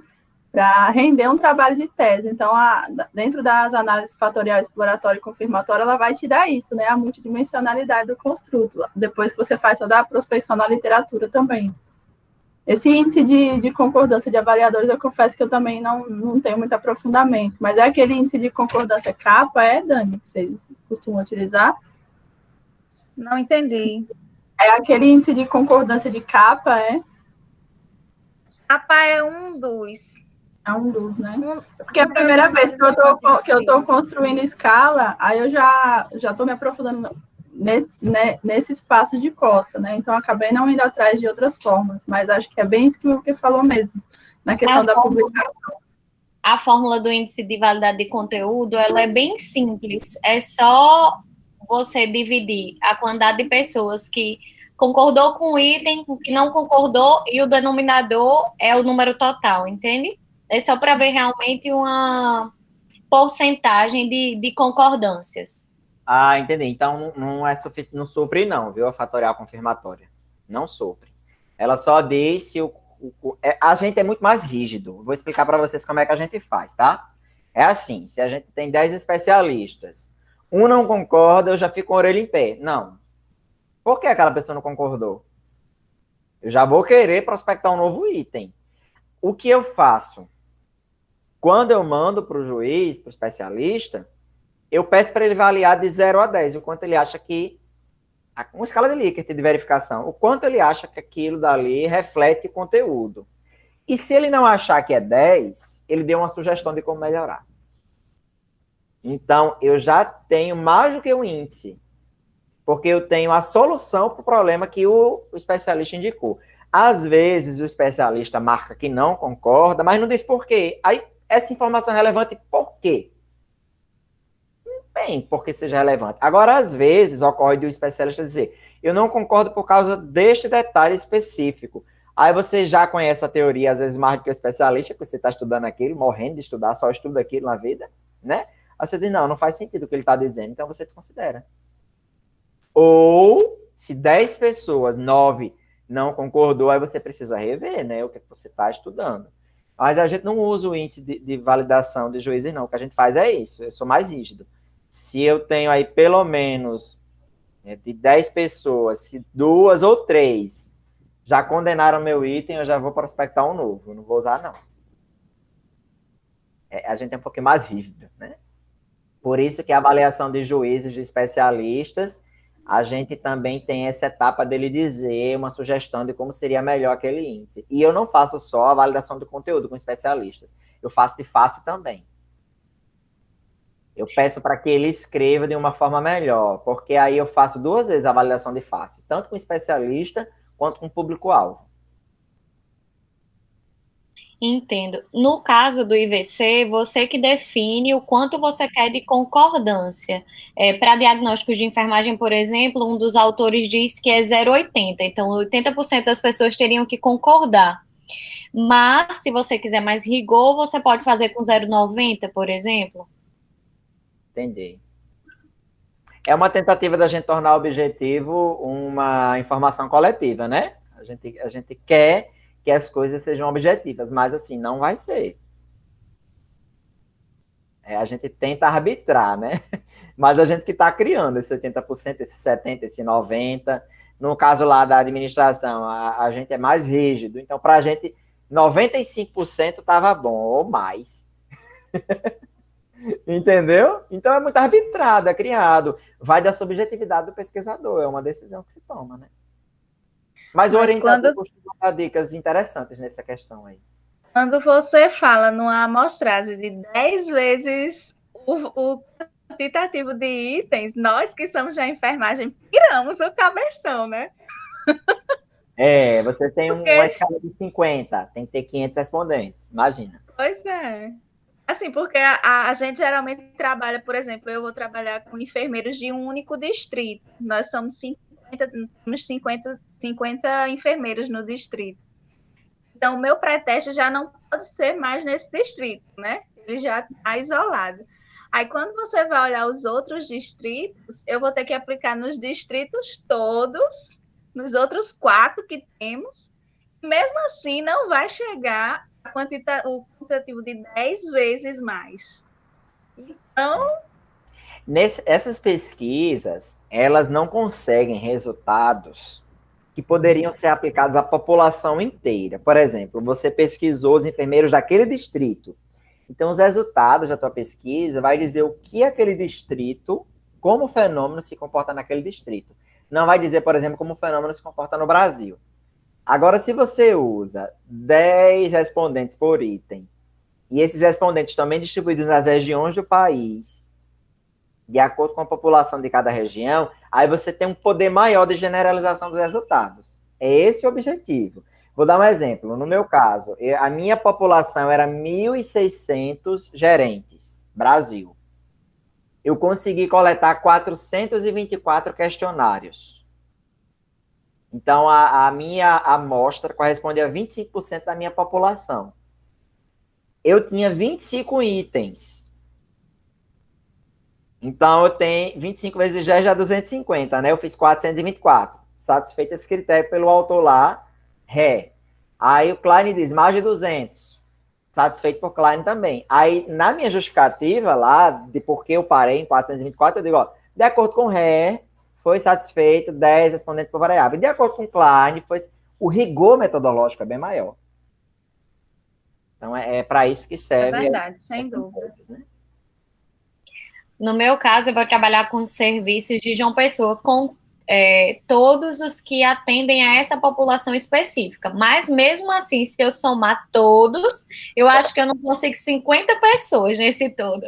Eu até saí mandando mensagem enquanto você ia fazendo a apresentação para as gestoras do serviço, perguntando quantos profissionais tem aí, depois que você falou isso. E eu imagino que realmente eu não somo nem 50. Mas, assim, são todos do município, né? Porque eu consegui a anuência de todos os serviços que trabalham com essa população. Mas aí, nesse caso, eles seriam minha validação como teste piloto. Aí, no caso dos juízes em si, né, que eu vou procurar, por exemplo, pelo currículo Lattes nos grupos de diretórios do CNPq, no diretório de grupos do CNPq, eu teria que realmente, estritamente, para cada item, 10 pessoas. Depois disso, quando eu chegar no teste piloto, aí eu posso ter uma quantidade menor baseada na população-alvo que eu tenho, é isso? O ideal seria assim, ó.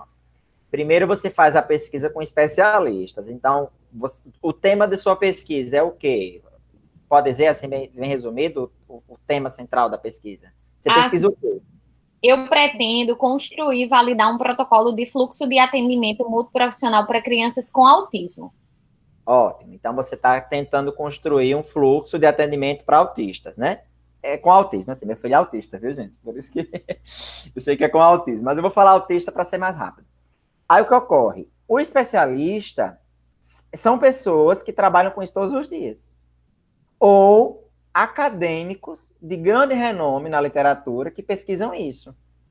Geralmente, doutores na sua área de pesquisa. Doutores lá em enfermagem. Entendeu? Então, esses vão ser os teus especialistas. Eles podem ser 5, 6, 7, 8 especialistas. Você manda uma planilha para eles, eles vão concordar ou não, fechou. Validou conteúdo e face. Aí, se você quiser validar face com o pessoal do distrito, você pode pegar aí 10 pessoas que você conhece, mandar para ela, vocês acham que isso daqui tá fácil de entender? É a face, validação de face. Resolveu isso? Fez conteúdo e face? Aí você vai fazer o pré-teste. Se você fizer o pré-teste com um distrito de 50 pessoas, ainda é pouco para rodar fatorial exploratória e confirmatória. Entendeu? Por isso que eu falo que a quantidade de respondentes é importante na pesquisa quant, porque nessa quantidade de respondentes, se a tua população for muito pequena, você pode decidir fazer quali. Entendeu? Ou um questionário aberto. Né? Um questionário que a pessoa escreva sobre, dê uma pesquisa aberta e você fazer outras análises. Mas para pesquisa quant, para fazer testes de hipóteses que vão dar resultados, que podem ser generalizados, aí você teria que ter uma boa quantidade de respondentes. Exatamente. Eu lembro que o professor Franzé, que nós teve um colega da gente que na disciplina, não lembro o nome dele, acho que foi que levou a pesquisa dele à dissertação, Wilker. Esqueci o nome dele agora. Justamente isso, foram cortados, né, muitos itens na análise fatorial, justamente porque ele tinha poucos respondentes, né? E aí depois ele teve que refazer todo, acho que foi Joacil, né, se eu não me engano. Pois ele teve que refazer toda a parte inicial. Então, essa questão do número de respondentes é bem preocupante mesmo, nele. Vocês refletindo aí, eu estou pensando também no tanto de enfermeiro que eu vou ter que alcançar para conseguir validar essa escala. É porque, na verdade, você não consegue resultados confiáveis com poucos respondentes. Exato. Por exemplo, quando você for rodar a fatorial exploratória, ele já vai dizer que não está adequado para fazer fatorial exploratória no primeiro teste, que é o KMU e o Bartlett. Aí já invalida toda a análise que partiria daí, entendeu? Não, eu acho que você vai receber nos próximos dias um e-mail meu, principalmente porque você tem um filho autista, então você tem duas áreas de expertise para me ajudar. Eita, danado. Pode mandar as validações de face e conteúdo que eu faço, sem problema.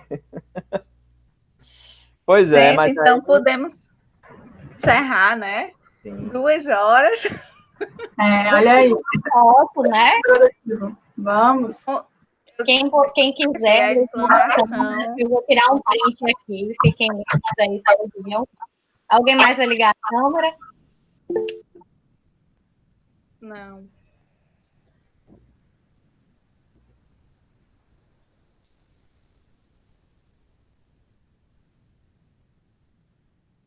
Oi? Deixa eu agradecer, Wilka e Saeme, muito obrigado pela maravilhosa explanação. Realmente um conteúdo muito complexo, né? Mas que